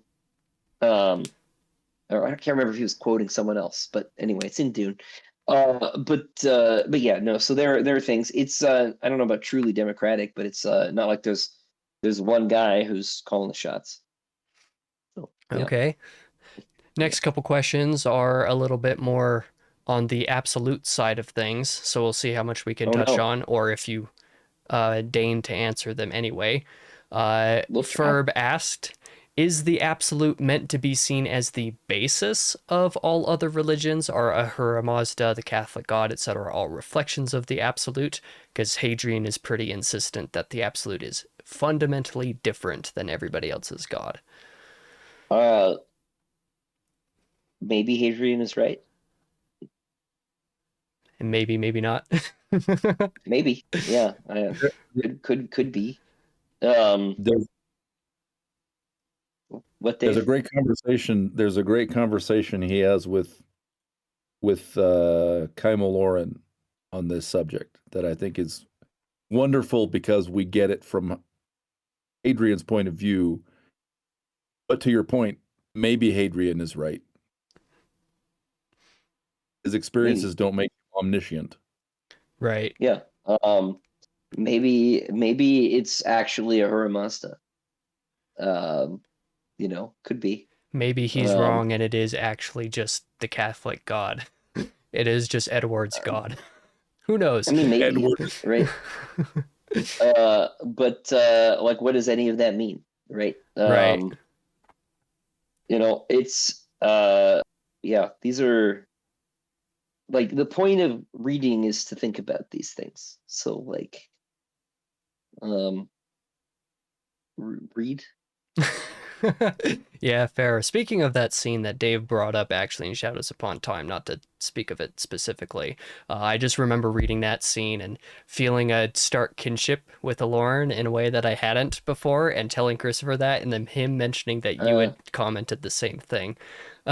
yeah, And he was like, maybe yeah. there's some similarities here religion wise that I had no idea about, and that's why we connect. But yeah, it was funny. So anyway, Yes, I remember the part that you mean. yes. Yeah, no, it is interesting. I don't know how much. I mean, you all are both LDS, right? I don't know how much ink has been spilled on the subject of Zoroastrian LDS interfaith dialogue, but it's probably not zero. I'd imagine, actually, Oh, knowing you almost all. certainly not. It's But just people are probably more uh, focused on the Freemasonry comparisons than the Zoroastrian comparisons, right? sure, sure. Um, but I had a big think about that, and I was like, because Dave was like, we're gonna be real happy here in Utah when they read that, and I was like, I spoke to my priest friend, Father Gabriel. I was like, should I change it? And he's like, it it's true. Like the Zoroastrians do believe that. And I was like, I didn't know what to do with it. With Dave's comment, I was like, oh no, I didn't know this. Because I of course haven't read all sorts of things. So Yeah. It was just very funny to me when I commented that and you replied that way. I was like, oh, okay, so it's not just me. This is just a Dave partially was on the LDS case. experience. Yeah, so like I should so the Zoroastrians believe that like everybody kind of has two souls, and that like one of them stays with Ahura Mazda in paradise, and the other one goes into the world, right? Provided that the sort of two-souled person in question assents to go into the world, and this is sort of resonant with LDS beliefs to some degree, as I understand it. There are a from couple talking to you, similarities. Dave. So I thought there was also just a very high level, uh, Hadrian basically rejects ecumenism, right? He's saying, look, you're just wrong, actually. I know, right? I have had this Sure. experience. I've been to the mountain. I know you are wrong. And Lauren's mature enough and wise enough to go, look, you know what you know, and I know what I know, and I don't think we have to draw this wall between us, right? And I thought Sure. that was like the beautiful moment. Yeah, that was part of what struck true for me. This is particularly relevant as of recent because of some of the things that Dave has been doing IRL, just regarding general discussion with LDS faith, which is always super interesting, but no need to get into that here. Yeah. Instead, we'll talk about, let's see, a couple more general spoiler questions before we move on to a handful of Shadows Upon Time specific ones. So, one here, Christopher, did you have characters, especially from earlier books, where you were planning to have them come back into the story the whole time? There was nothing that happened in book 7 that was a surprise. Like everybody who showed up, I knew was showing up, and everybody who didn't show up, I knew was not showing up. Nothing really major changed. There are a number of characters who kind of show up in spirit, and some of that was a little bit more, exactly how I'm going to handle it. That was a bit more on the cuff. The Genon thing in particular was like, oh, I have an idea. But like I guess, are we in the book 7 section now? Not quite. Not quite. Yeah, but It's general enough. the It's way fine. the way the other character who gets a similar sort of callback was always in the plan. Like we were always going to that planet, and we were always going to do this thing, and it was always not going to happen. So That's cool to hear, actually. yeah. Next one, again, sort of character related, was actually directed at me, but this could also go to you, Christopher, is did you consult me while you were writing Legionnaire Holden, or were the particular beats of his story a surprise? So for my part of answering this question, everything was actually a surprise for me. I was actually told that my death would be pretty brutal. My cameo death, that's not really a spoiler. We knew about this the entire time. He was going to die eventually. Yeah, it was in Minecraft. Yes, my Minecraft death was always going to happen, and I was told it was brutal, and it turned out being brutal in a very different way than I thought. I was not consulted at all about this. But you said that you had an idea for my cameo character's death, which one it would be, pretty shortly after that Kickstarter. It was like as soon as you talked to me about it, you had an idea. Yeah, and that was several years ago. So like so to like clarify, when I did the Kickstarter, we did special edition of book 1, I sold I think 6 I Will Kill You in Sun Eater perks if you buy Prepare to die and tier. Yeah, Prepare to Die. And Holden grabbed one. And I decided I was gonna kill him in the last book, and I didn't want to, like, none of the real people deaths were humiliating, right? None of them were unpleasant. Like, I mean, you're dead, but like it wasn't like, you'd be ashamed to tell you weren't belittled, you weren't like you weren't anything, defiled, right? But I did want it to like I wanted it to be pretty rough, because like you have always reacted pretty amusingly to the more terrible turns of events and things. So I famously have it's had a part of this, dozen like, aneurysms. yes, yeah, and so it's like part of probably the most harrowing section of the book. And but you die well, uh, For and those looking forward to the admirably, book, and yeah, I've every single heroically. person who's caught my character who knew the character existed has tagged the specific chapter and added me and just said you died well or Yeah, something along those yeah, lines. I'm like, you did a good job. It was, yay. like weirdly, like kind of like almost a Polino echo in a way. That's literally the comment Actually, that I actually um, made to one it person in was, particular. They commented that, and I was like, this is very uh, fortuitous, yeah, to pardon the pun, but yeah, it was very funny. yeah. I was You died well, expecting to be but yeah, it defiled was. to some degree, so when I wasn't, and it was in No, fact the other, I was like, let's go. no, you're like a real person. It's really awful. There's a character who does meet a really terrible end in the Dregs of Empire named Tamara. And the day I wrote that scene, I had a signing and I met a lady named Tamara, and I felt so awful. Oh no. Um, I just felt so terrible. I was at a book signing and she bought the first book because she was in the store. And I was like, oh, I hope she doesn't think this. And I felt terrible about it ever since.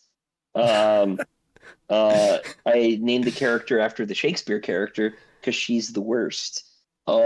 And it's a good name too, right? But like, I just, if I don't, with the people who paid for the thing, especially, like, I tried to have everybody die well.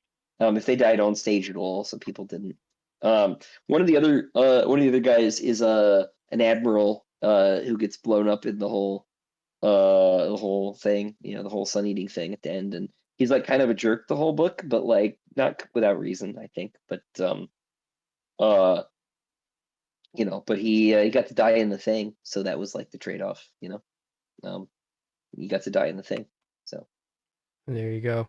Have you done, just a random off the cuff question for me, have you done any of those types of cameos that have had any like significance on the story throughout the series with people you've known? I know you've referenced people you've known through some characters, but not, I've not. Uh, of the six, the one that's like the most plot relevant besides yours is a guy named Jeff, who I killed in Dregs of Empire, who had the misfortune, and Jeff knows I love him, to be named Jeff, which is not a very Sun Eater name at all. So I had to figure out how the hell. I was almost like, can you pick a different name? Do you have a middle name? Can we work together to create a character instead of naming him Jeff? Um, and instead, everybody's like, "What kind of name is Jeff?" Right? And it's like a silly joke at this point, but like Jeff actually like saves Lorian's life. So thank you, Jeff. Um, My name is and Jeff. thank you for dinner in Houston. That was very kind. You know, um, yeah. But that's probably the more impactful one. As far as like other ones that are in there, I mean, Cassian Powers is an homage to Tim Powers, the writer, who Dave and I both love so much. Uh, and he's got kind of a sort of not quite mentor. He's sort of like an analog to Hadrian in a way, in the setting, and but he's a nod to Tim. And there are a couple other things like that, but he's pretty important from like a lore perspective, so maybe that qualifies. Yeah, Interesting. Good to know. One last yeah. general question, and this one is kind of a meme. Father Gabriel, who you referenced earlier, asked very tongue in cheek, he did the whole strike through text with it. Will Hadrian eventually get the body of a sandworm?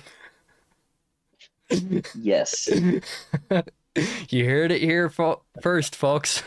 That yes has a strike through. yes. Book. Yes, yeah, it's the stricter. Yeah, book 8, God Emperor of the Sun. Yes. God Emperor. Yes, yes, exactly. Alrighty. Well, that'll end this spoiler section. We'll move into the Shadows Upon Time section first. But for now, Now we can say anything. starting with some spoiler questions. Again, like Dave said before, everything's on the table here.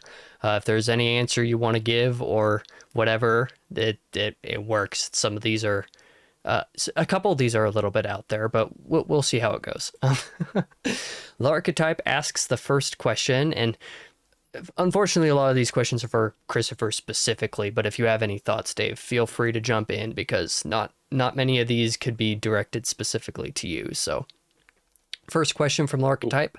Have the hyperspace and marriage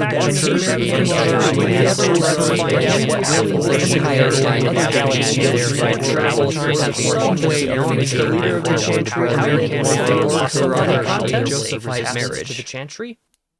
I don't know. One of life's great mysteries. Right.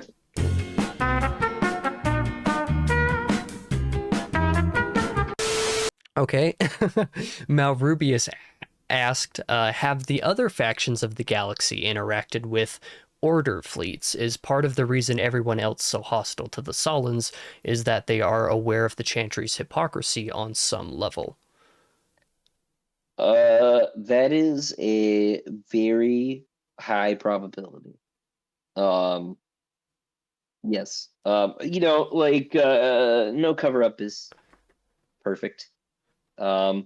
Right. But it's also like maybe not obvious what happens in any particular case. It's enough that a planet might be a cinder for people to wonder. No. It's also, a good enough question because Hadrian is kind of dumbfounded by this revelation himself, but then he reflects on very many of his past experiences in the series and realizes, oh, wait, this actually makes a lot of sense. How did I not see it before? So I could see other people interacting and not fully understanding because they don't have a reference point. I will say it has been very satisfying to me because this has been a complaint that people have had. One of the more egg-headed complaints about the whole series. They've been like, this doesn't make any sense. And I'm like, yes, I know. For 6 books, I have known that it does not make sense. And you, a very, very smart person, did not think that was on purpose. Cool. Awesome. Yeah. So that was very satisfying for me. In this house, we hate the Chantry. Just very, very violent reaction in this book. Speaking of Chantry, and to kind of bring us over to different category questions, Thant16 asks, why doesn't Chantry use biological weapons against the Cielson? Well, by the time they've shown up, you have to use the other kind most of the time, right? Getting a biological agent into a Cielson fleet is gonna be difficult given the logistical problems, right? Like it's not obvious where they are, where they're coming from, or how much contact they have with each other, and right. And so it's less effective, I would think, because they're a mobile sort of hermetic in both senses of the word population, to try and get a biological agent to work effectively. You probably could do it in a sort of targeted sense, but there's also the problem too that it's a completely different biochemistry too, right? And so we have less of a sense of what will work and what will be effective, and so there's a time consideration as well, but it's mostly logistical. It just doesn't make sense, I think. Yeah, it's not like the plague in the Sullan Empire where you have a very knowable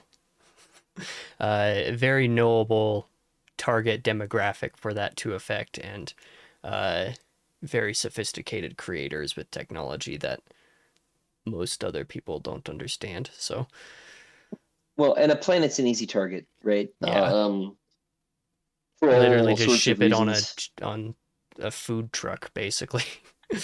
Yeah, if you consider that, like, the Inuit caught the Spanish flu in 1919, right? And that's before, commercial airplanes. Planet's an easy target. So, Yeah, fair enough. Let's see. That kind of moved us over to a Sealson topic where you have the hive and l'archetype of the world. Um, liking to get weird about things. I had to cut very many of their questions because I just they're crazy. Anyway, one of hey Hive's guys, question one of Hive's question was one of the actual serious ones, cough cough, was Sirianni's changed personality and dead eyes similar to how Ushara possessed Cassandra? Due to this, do you think it was, somewhat responsible for its actions? Sirianni is completely responsible for its actions. It knew what it was doing the whole time. Um, it, Particularly by you know, inviting that doesn't inviting mean Udinar. that doesn't mean that it's that straightforward or unalloyed, but it knew what it was doing. Sure. Okay. Doriaika seemed lonely at the end. Why do you think it pushed Vati away? This is a very hive-centric question. I don't even know what he's referring to. The exact moment. I think there's sufficient evidence in the text to answer that question. Let's say. Perfect answer. Yeah. Alrighty. L'archetype then asked, we're never given it, but do you know the name for the species that became the Sealson? What should/will those pale who follow in Ramanthanu's example be called now that they're not godsborn?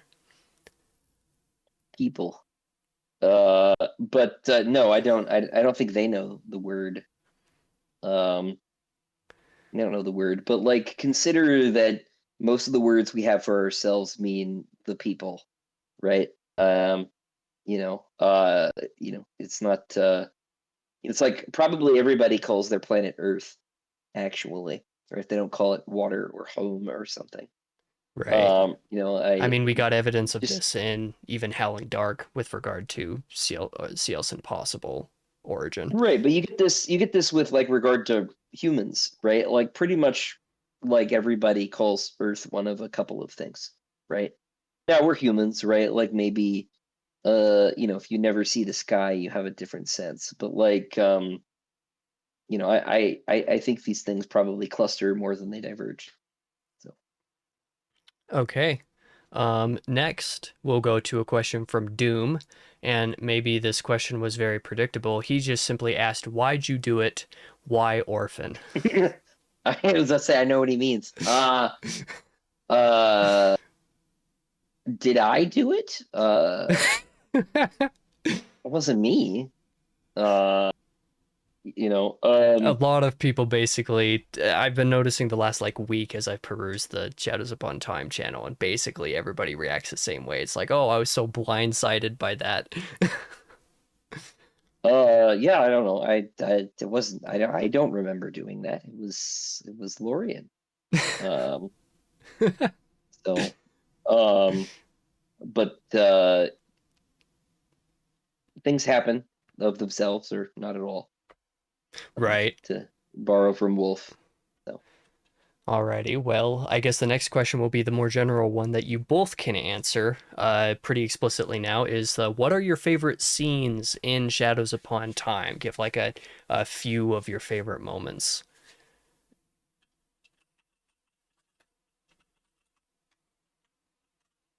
uh Either one of you can go. yeah, go ahead, Dave. So to throw out a couple. There's a moment where Hadrian encounters exactly one member of a previously unknown sentient species, right?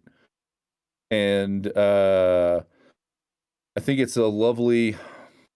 It's the U catastrophe. I think it's a lovely sort of uh, moment about the universe and a lovely sort of encounter in a terrible, terrible place. And I I like that quite a bit. I also like the ending. I haven't I dip my toe from time to time into the early readers channel of Shadows Upon Time to kind of see what they're talking about. I I like the ending, and it'll be interesting over time to see what people say and think about the ending. That's I how I think that thought. people will be mad about it until they realize that I'm right, and that it ends in the right place. This is So, actually a little bit of the uh, sentiment that I've seen because people have like popped in and like provided a little bit of reactions from like people on Twitter or somewhere that have uh, gotten the arc and like have posted their reactions on Twitter specifically. Um, and you have there is a contingent of reader that is a little more lukewarm on the ending, expecting more. And I'm wondering how long it'll take before they hit where I landed, which was approximately 5 seconds for me. I was like, really? That's, you know what? That makes sense. yeah, well, what they're really expecting is less. They want answers, and answers shrink things. They What they really they want wanna is understand. Yeah, real-time cultures. what they right. Well, what they And they want don't is the realize they story to not don't actually end. want that. They don't. They which is a compliment, right? But they want the story to continue indefinitely. They want 40 books, and they want to catch up, to Hadrian's writing days, and they want to like where does he go next, right? And That is one of the he questions I doesn't cut out know, of this discussion. right? He doesn't know, and I don't know, and I don't need to know, and neither do you actually, right? Because like his story is done. Let him rest, or not rest, depending on what exactly is going to happen next. Because like one thing is true, right, and that is the story is over. Like at least for a long time. Like I have to go do other things now. And I sound like hostile saying that, but like I don't mean to. I'm simply trying to state that like this is the piece, right? Um, and like when people say, right, that they think it was too sudden or something, they might always have felt that way, actually. I think that very little of people's idiosyncratic responses to a book has anything to do with what anyone has written. um, I think that pacing doesn't exist, for example. I think that pacing is like purely a measure of how much you were engaged in the moment with whatever it was you're reading or watching or whatever. Because there are people who can go watch like a 3 hour, movie that is sort of plotting and interminable and have the best time because they're just locked in the whole time, right? I always worry um when I show people Lawrence of Arabia because like, is this just too long for millennials, like my co-generationalists, are they just not going to get it?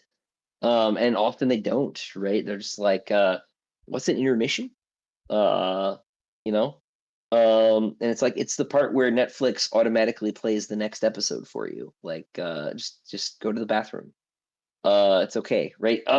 But but like it's just how you feel, right? And uh people are gonna they bring so much you bring so much of yourself to a work of art anyway, um, that your reaction to it may have a lot more to do with you than me. So that's why I'm so like not troubled about this. You know, I can't control it anyway.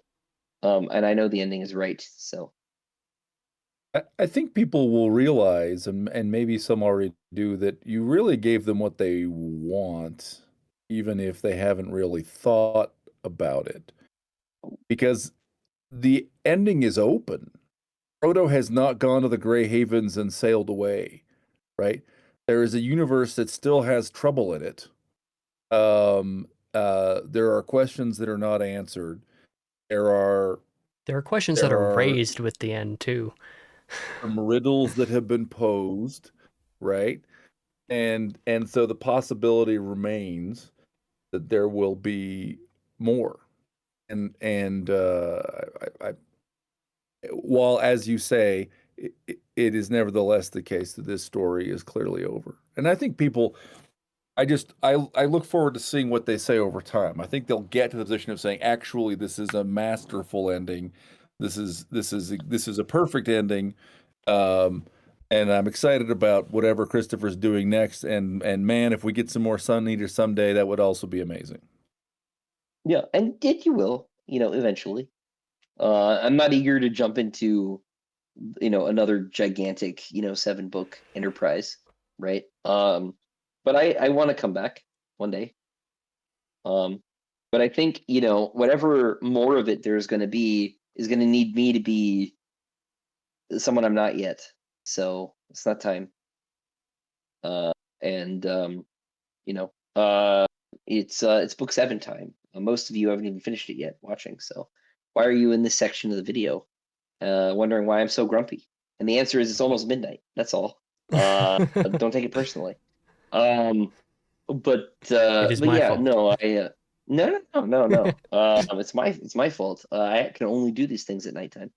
Um, but I'm not saying we should hurry up. I'm just saying, you know, uh, I'm just saying that's why I'm so cranky. That's all. Um, but like also, feedback is often hard to look at because you're like, oh no, this person they didn't get it. And you wonder, what did I do wrong that they didn't get it? And then I have to remind myself that the answer could be nothing. So sometimes it's not. But this is not one of those times. Someone has a problem with like there being too many references in Empire of Silence. Fine, totally fair. Okay. But if you have a problem with this ending, nope, not fielding. Not fielding comments on that one. Disagree. So What are some of your favorite scenes from the book, Christopher? You could oh describe yeah, like some of the sweet. scenes, how they turned out, and then some that were more fun to write, take a couple I different angles. do really like the whole harrowing Danu section. Holden's death. But the characters, not yours. In And Minecraft. that whole section with Cassandra, is very good. Was very good for me. Yeah, I enjoyed that. Williams passing. I really like Williams' walk on Sinon. Um, I think that's just very, very him. I like a lot of the politicking stuff. But I also, so the big sort of like I wasn't in the plan thing with this book was here soon changed. He's not in the outline anywhere. Oh, And really? like, yeah, I didn't know what to do with him at all, but I just liked him so much when he was a supporting character in the scene he showed up in, and I was like, he's cool though. What can I do here? And so he ended up being really important actually, and sort of being a vehicle for a lot of sort of world building and question begging that I had in my head but didn't know how to get out. And so he was a sort of creative solution to a problem I didn't know I was having. And so like all of their scenes, Hadrian's scenes with him are cool. I really like the sort of like instantaneous cyber war that they have. That's fun. Um, uh, and then like the goodbyes, because actually like the ending is pretty protracted. Actually, it's not. It doesn't just end. There's a very long goodbye section. Actually, I mean, the whole book there's a has a lot of lot of epilogue. goodbyes, even just before that, with other characters Yeah, referenced, like Genon, Switch, others.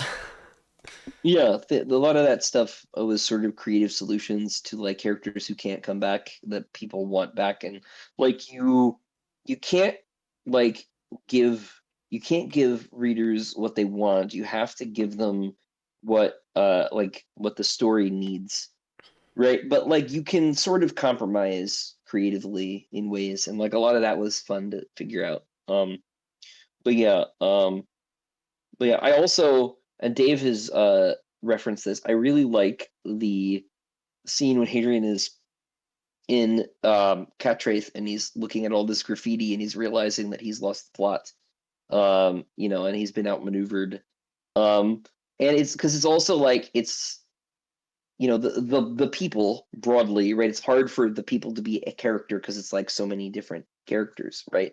But they do have a voice, right, in the story, right? It's not just kings and princes and stuff. And so like that sort of very concrete set of details, the protests and the graffiti and all this stuff, is an opportunity for those voices to get heard without speaking, and that stuff's all was very fun for me to do. So um, I'm really happy with book 7. I don't know if that's clear. I really I really really like it. I hope everybody else does too. Yeah, You, just you you made a comment earlier during our non-spoiler discussion, but like just the way that William comes into his own as a character, right? And I don't know if it's fair to say he is tragic. Like he's a damn hero, right? Sure. And like he has to make some tragic in the sense of he has to make some choices where there is not a good choice, right? Where it's not um oh, I can do the wrong thing or the right thing, right? He has terrible choices he has to make. Um and I think we come to see him as um uh Hadrian's our point of view character, and he certainly is the hero, but he's not the only hero, right? William is Yeah, one of I the great think heroes. Hadrian really thinks that he is the hero of the whole situation, actually, right? I think that's pretty clear. And Yeah. and he is actually, right? And this is just, there's, I think this is Michael Stackpole. When I was a kid, I listened to Michael Stackpole's writing advice. And there's a bit where he says, like, if you want to do something original, right, you have to just, like, one thing you could do is turn things inside out, like trade black for white, right?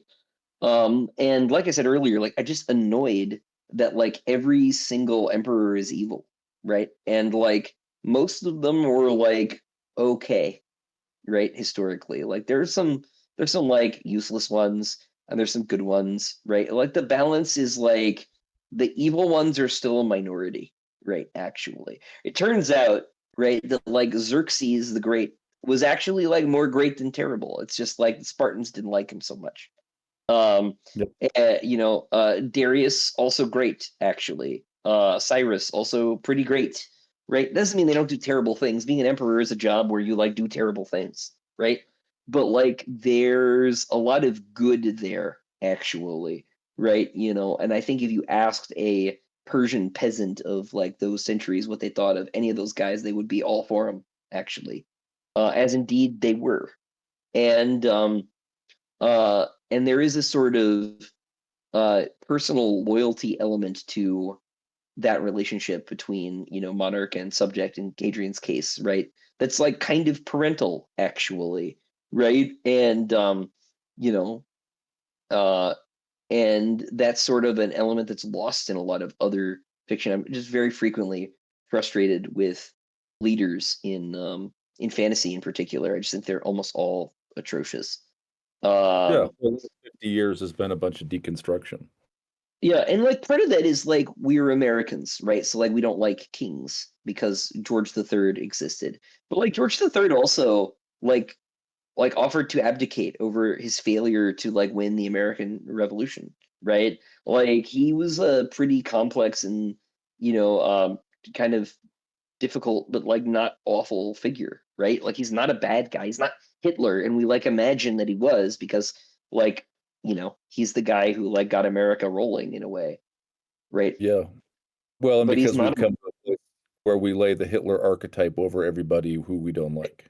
right. Everybody is Hitler, right? And it's that's dumb.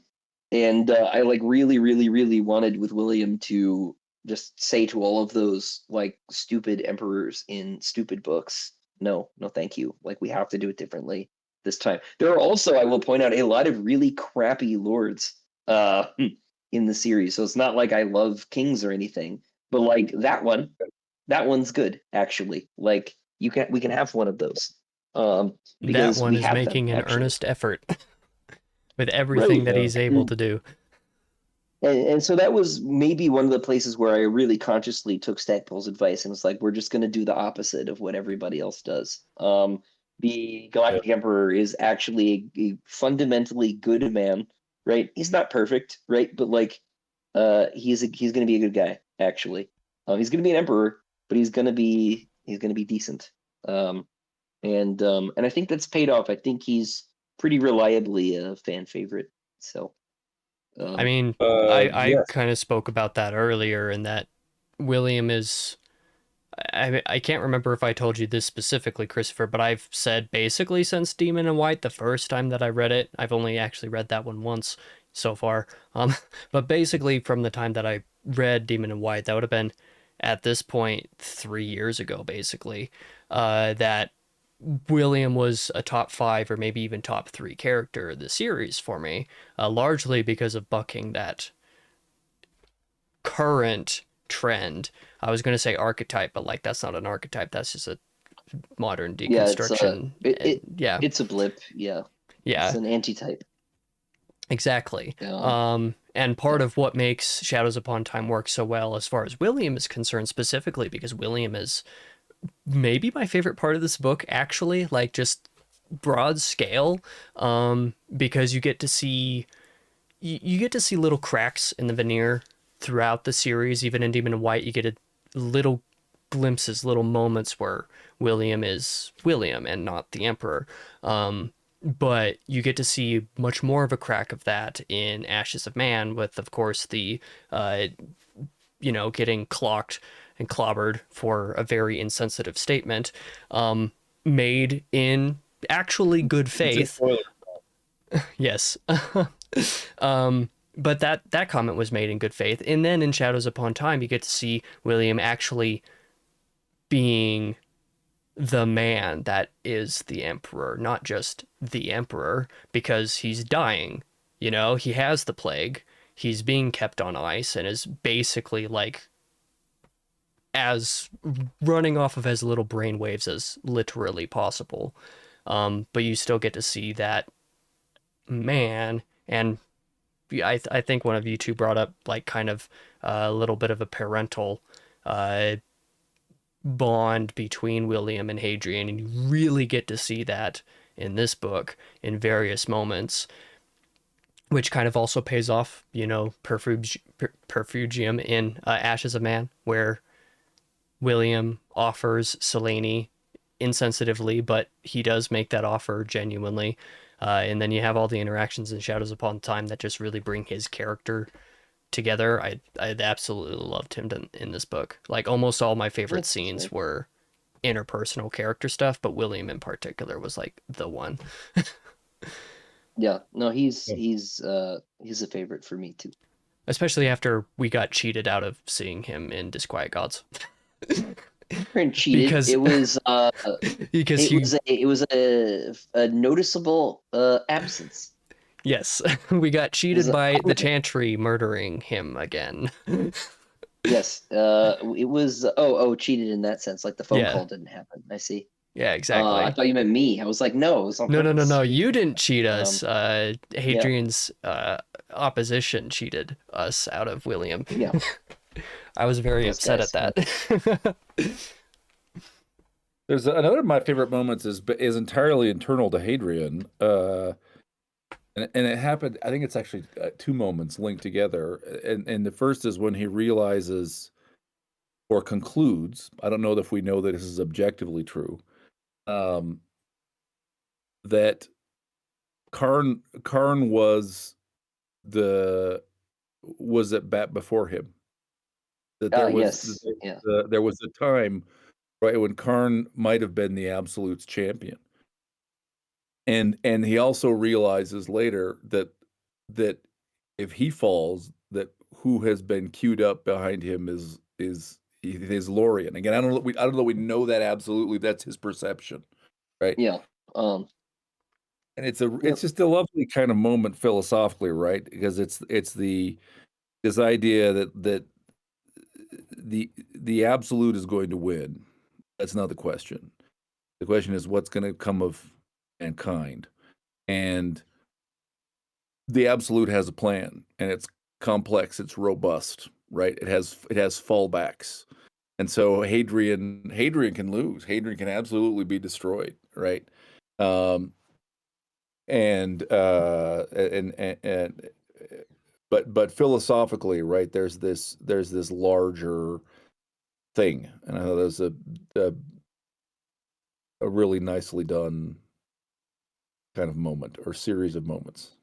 Yeah, this is one of those things that's really hard because readers think in specific ways, right? They're like, well, if the book could end differently, right, then it's good, right? And it's like, but the book only ends in one way, actually, right? So like, it's actually deterministic because I wrote it, right? Like when you reread the book, it's gonna be different only because you are, right? Not because it's changed. And so, like, there's this weird thing where people they read in expectation that they're going to be Shyamalan, right? But like like everything's actually already happened. Everything is already decided in every book that you've ever read, actually, right? You're not reading the book actually, right, to see what the ending is because the ending exists, right? You're reading to experience the story. You have to read the story that way. And if you're reading for what happens, right, you may as well read the Wikipedia article. It's not about the events, it's not about the world, it's not about the ideas, it's about the execution. Every book is about the execution, right? And if the execution is good, the book is good. And that's it. It's like, is the writing good?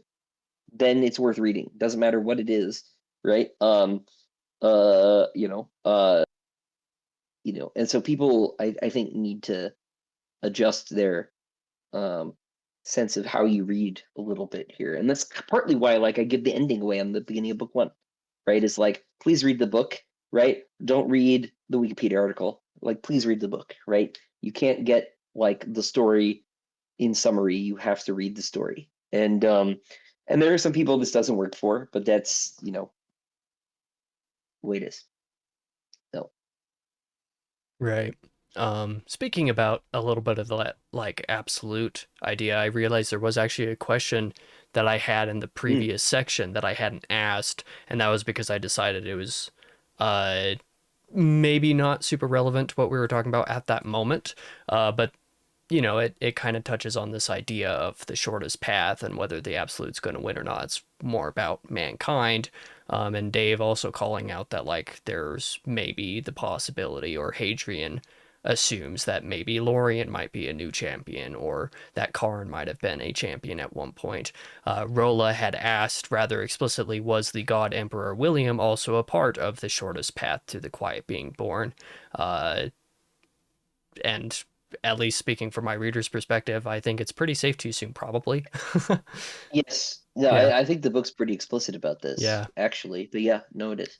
And Yeah, good question. then the follow-up question to that was, and if he is, do any of the pieces or parts of the shortest path take place outside of the Milky Way? This one's a little bit more of an experimental question.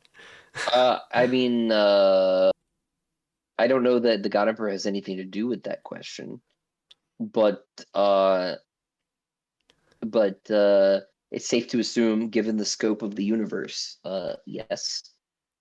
Um, but time will tell. Right. Okay. Let's see. Here are a couple character related questions for Shadows Upon Time. Thant16 asked, was Alexander's character arc always as you envisioned, or did it evolve over the course of the series? I think this is an interesting question. Yeah, basically. Basically that hasn't changed. Yeah. Um, no, yeah, hasn't changed. It's an Perfect. easy one. Yeah. Let's see. The next one was the Nicephorus death twist always part of your plan, or did you not plan why the Empire was going to collapse? Considering how much of a planner you are, I'm pretty sure you did. No, no. When I say that this book was the idea, like this was the idea. Like the idea that this like big victory, right, is sort of also a simultaneous giant failure. Um and like in lots of different ways. Like that's like sort of the earliest stuff. And this is like right there as part of it. So yeah, no, this is old stuff. Perfect. Yeah, also kind of interesting that you say that because, you know, there are theories. There are obviously plenty of theories going into Shadows Upon Time, but one of those that's like kind of relevant that I always, you know, found a little bit more interesting coming from the perspective is like, okay, well, if I hadn't read the book yet, how would I feel about this theory was whether or not like Alexander had uh, made a deal with the devil, so to speak, with a watcher Mm. in regards to the fall of the empire. And I wonder how people who are like very into that theory, because there was no small number of them that I saw, how they'll read Alexander in this book. Because I feel like he's played with a little bit more loosely than some of the other characters, and I liked that. Um, I don't know. I don't know how they'll feel.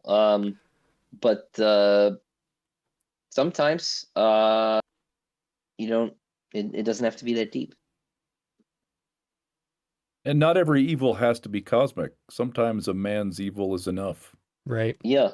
And is often worse, right? Bitterness and You know. resentment are hells of drugs. Yeah. And So ambition untempered by charity, Yeah. yeah. So surprise, just spite. Yeah. Okay. Well, I guess I have a couple like sort of loose questions that I came up with regards to Yeah. Sure. certain scenes. Just like while you were talking about some of the moments you liked a little bit more and stuff like that.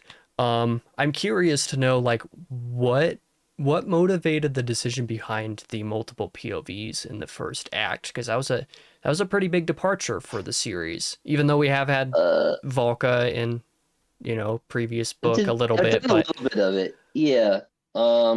but it was like Uh, really hammered in this time. yeah. Spite mostly. People really love to say that they don't like first person stuff because you can't do X, Y, or Z, and it annoys me. So I decided they're like, you can't do other point of view character. Yes, you can. It's not even hard. Um, it's not even hard to Just have figure out him how you could recount do it. another character's story. It's easy. It's fine. There are whole books that are first person about a character that's not the narrator. Um, like see Sherlock Holmes. Um, it's not even difficult. But I thought it would be fun, and it's also the case that like the gaps between the books, present different challenges, and this one was kind of like necessary. So I needed the action to start on Annika. I needed it to be later, because I wanted the first scene to be the first scene because I thought it was appropriate. Um, so I had to like skip that stuff and come back to it rather than literally pick up where the last one left off. Um, and I'd already done the picking up where the last one left off thing, so I couldn't do it again. So like I had to do something different, and this was the solution. So I think yeah. that solution worked pretty well for me at least because I don't remember if you remember this, but one of like my main it wasn't a criticism per se, but one of my big question marks about Disquiet Gods was the fact that it was arguably the least resolved of any of the books in the series, and that's Mm, largely because you leave the battle like part way through, you don't actually get to experience a lot of it. Um, uh, yeah. I was out of book, yeah, you were out of basically. space to cover that. So I was like, And okay, actually, well, Dave's here, so I finished Just Quite God to Dave's house. Dave invited me to he's like a writer's retreat thing with some friends a couple times a year, and I got to go finally. And I really wanted to leave Dave's house with the book done. And I sort of like in kind of the same way, I got to the end of book 7 and I was like, this is it, right? I got to that scene and I was like, and this was like pretty much the plan in the outline, but I was, so I guess it's kind of the inverse of book 7. I was there and I was like, oh no, there's like a lot of questions that haven't been answered yet. But it was the note that I like knew the book needed to end on. It was the moment. And like so much had happened, and like the like where Goso's reactor core fight where Cassandra loses the arm was not in the outline, and I like had to add it. And like the whole book, like every day I was like, Dave, I've written like 5,000 words. I'm not closer. And I was locked in Dave's library by myself, trying to finish this stupid book, and I managed to squeak it in like a day before it was all over. But it was really like scrambling to get to this finish line, and I was losing my mind the whole time. But it ended where I wanted it to end, and it just like there were problems that the ending presented that the next book had to solve, and you know, so I did. Yeah, Uh, like I said, that's you know, kind of what made the first act of Shadows Upon Time just so fun from my perspective. Was I'm a big climax and resolution person. Usually, when it comes to any kind of storytelling medium, usually something that can really make or break an experience is a good or bad climax and thereby resolution to whatever yeah, degree sure. that needs to exist. Um, I've kind of I this is something that I've said in 1.5 million videos at this point to people who've been watching me for years. So Disquiet Gods was like, obviously it wasn't disappointing, but I was like, well, there's a big question mark about this ending because it's the least resolved. So Shadows Upon Time is going to have to start in a way that covers this, but also is still, moving forward. And I couldn't have imagined a better way to do that. Yeah, well, thanks. The reason I think it's justified is that it's like the second to last book. And Yeah, so like you sort of like leave people hanging in a way that like I don't know, Empire Strikes Back kind of does, right? It's like what right. now, right? You get And a so little I think cliffhangery. that worked okay. Yeah, and and the other thing too is like it's a really long flashback at the beginning of book 7, and like the reason it's so important is the reason it earns, I think, its stage time is that like it turns the whole world inside out, actually, Yeah. right? I mean, I Like went it's from being actually obviously not a fan of the Chantry to like loathing them in the right. space of Well, like 3 chapters. there's a lot of like why is this thing so long? Why are we doing this? We already know we got the ship. What's the point? Oh, right. I saw people, reading it in real time, spying on the server, who were like, I'm not so sure. Yeah, Okay, exactly. never mind. Yeah, it's like, yeah, there you go. You had some that were I into think it. there's also a and this may not have been your intent, but I think this is still in effect. Um, you're going into the final battle, and some people are going to die, or they're going to face the real possibility that they die. For us to go get in their shoes for a period in a way that we have not been is a way to connect every reader effectively, right, emotionally, with Edward, with Cassandra, right, et cetera. I think it works wonderfully well to do that. Yeah, no, that was especially important, I think, with like the more minor characters. Like I think like poor Captain Goshal dies pretty horrendously, actually. And like the thing about him is he's like the most normal guy in the whole series, and it's like Yep. super not fair. Yep. That And one really hurt. Just a like sudden it wouldn't have transition. hurt if we had no time. And he basically like had no time, right? And so like that one chapter, I think, did a lot of bootstrapping for him as like a normal guy. Um, He's just a and dude who didn't ask it's to be here.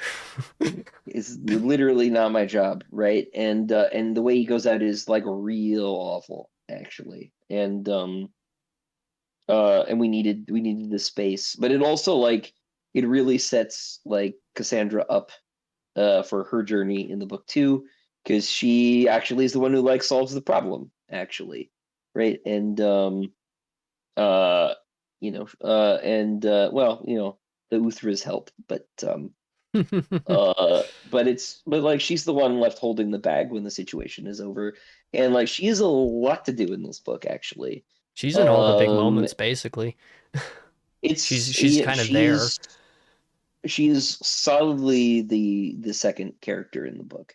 Um, and Yeah, she's there like the whole time, and she needed to get there, and this is like really kind of her chapter really resets her, because she has like book 6 is her origin story, really, in a lot of ways, right?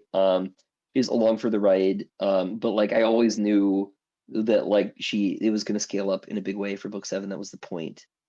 And so and so she gets to, and like she needed that chapter and to fight the Sentinel Kedron.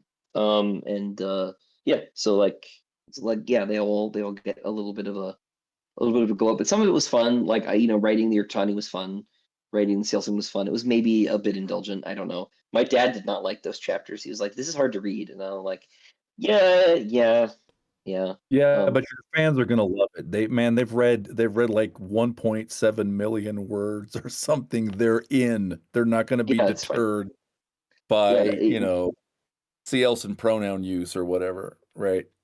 Well, yeah, see, like the other reaction I was a saw. little confused, but Yeah, confused was a little bit of the reaction I saw, because you get the first couple of POVs and people are into it, and then you get the next couple and it's just like, we're still doing this, and then you get the last couple and that's when people finally understand.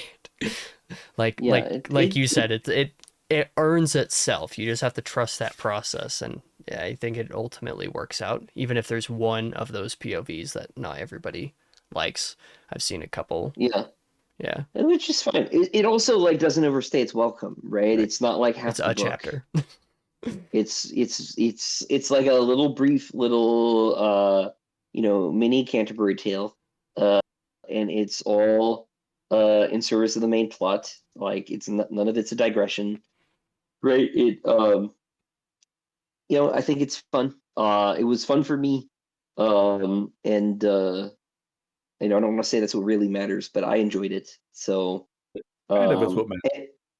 it is kind of what matters. Yeah. Really, uh, but yeah, no, I think it worked, and I hope everybody likes it. Um, yeah. Did you always have the scene with Cassandra meeting Volka in the outline from the start? Uh, no, actually, Because no. that scene was like, uh It was in this outline for book 7, but like I didn't know it was going to happen until I worked on book 7. mm, But that that's makes enough way up sense. there. I really like that scene a lot too. That That should scene be on was the list. incredible. Thanks. Well, especially Yeah. after how big of a moment that is, not just for Hadrian, but for us the readers. It's just like, no, wait, you can't take her too, right? I actually had somebody who was reading the book message me. It was just like, this chapter just destroyed me, and it was basically the fake out death. Um, and he was The like, "Don't say the anything first more." one.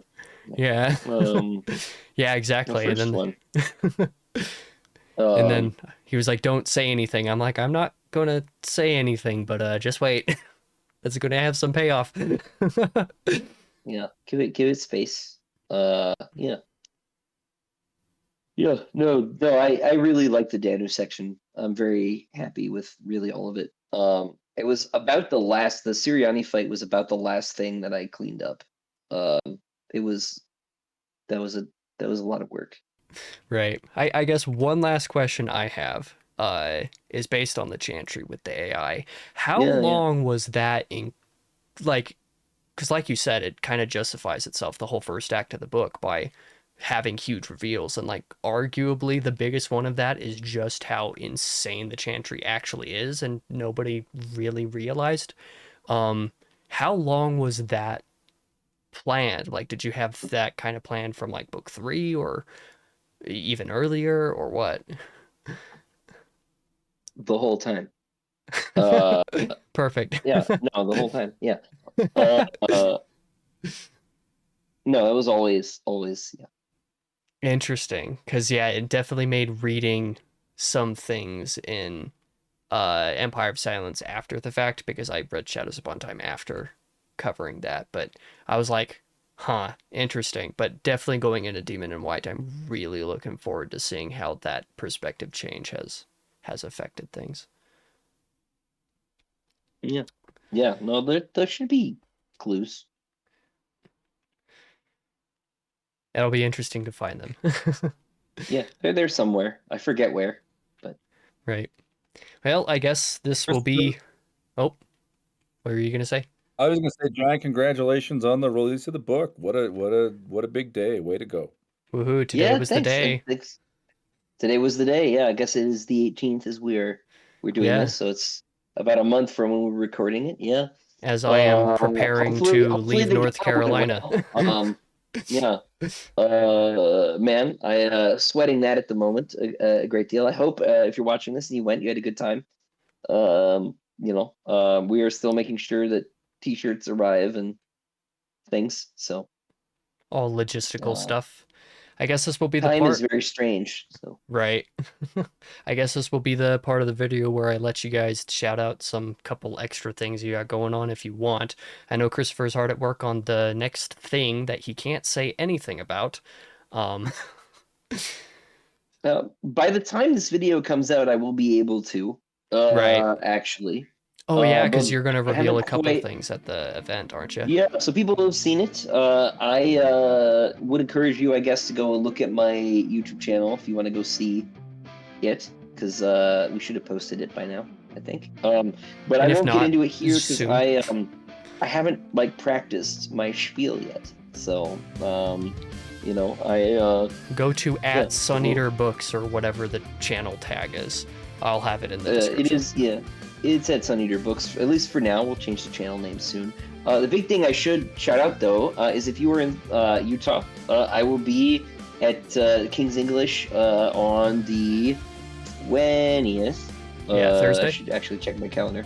Yeah, I will be at King's English on the 20th. And then I will be in Dallas the 21st and 22nd. I will be in the Plano Barnes & Noble on the 21st at 6 p.m. and the South Lake Barnes & Noble at noon on the 22nd. And then I will be going home for Thanksgiving, and then I'll be back in Utah. I will be at Dragonsteel Nexus December 4th through the 6th. So that's. And you ought to be able to see me there too. So that'll be be an adventure. I'll be manning the booth with Christopher. Thank you. Yeah, and then Dave, if you want to shout out some things, I know ARC Press has been going on this year. If you have anything you want to shout out. Nope, not right now. Great to see you all. Thanks for having me on. It's been terrific. Yep. But and you he is should going to read be. Wiki though. Yeah, you right should, now. and he's going to be continuing Yes, that this year. He said. I will be working on book 5. Yeah, I've just got a nonfiction project that's been taking time, but I will. By the time this airs, and if I see you at Dragonsteel, I will be working on book 5, and I'm excited to finish that. Sweet. Well, I guess that'll end things off here. So thank you everybody who watched this very long discussion. This is definitely the longest one I've had to this point, I'm pretty sure, being 3 hours in recording. So I appreciate you for hanging out. I appreciate Christopher and Dave, of course, for joining along yet again. If you want to see our discussion on Disquiet Gods specifically, that happened a year and a half ago. You can find that on the channel. It's my most viewed video on this channel, second most viewed. But yeah, so thank you everybody. For now, I've been your host, King Crusoe. That is Christopher. That one over there is Dave. Christopher, Dave. And I will see you guys in the next video.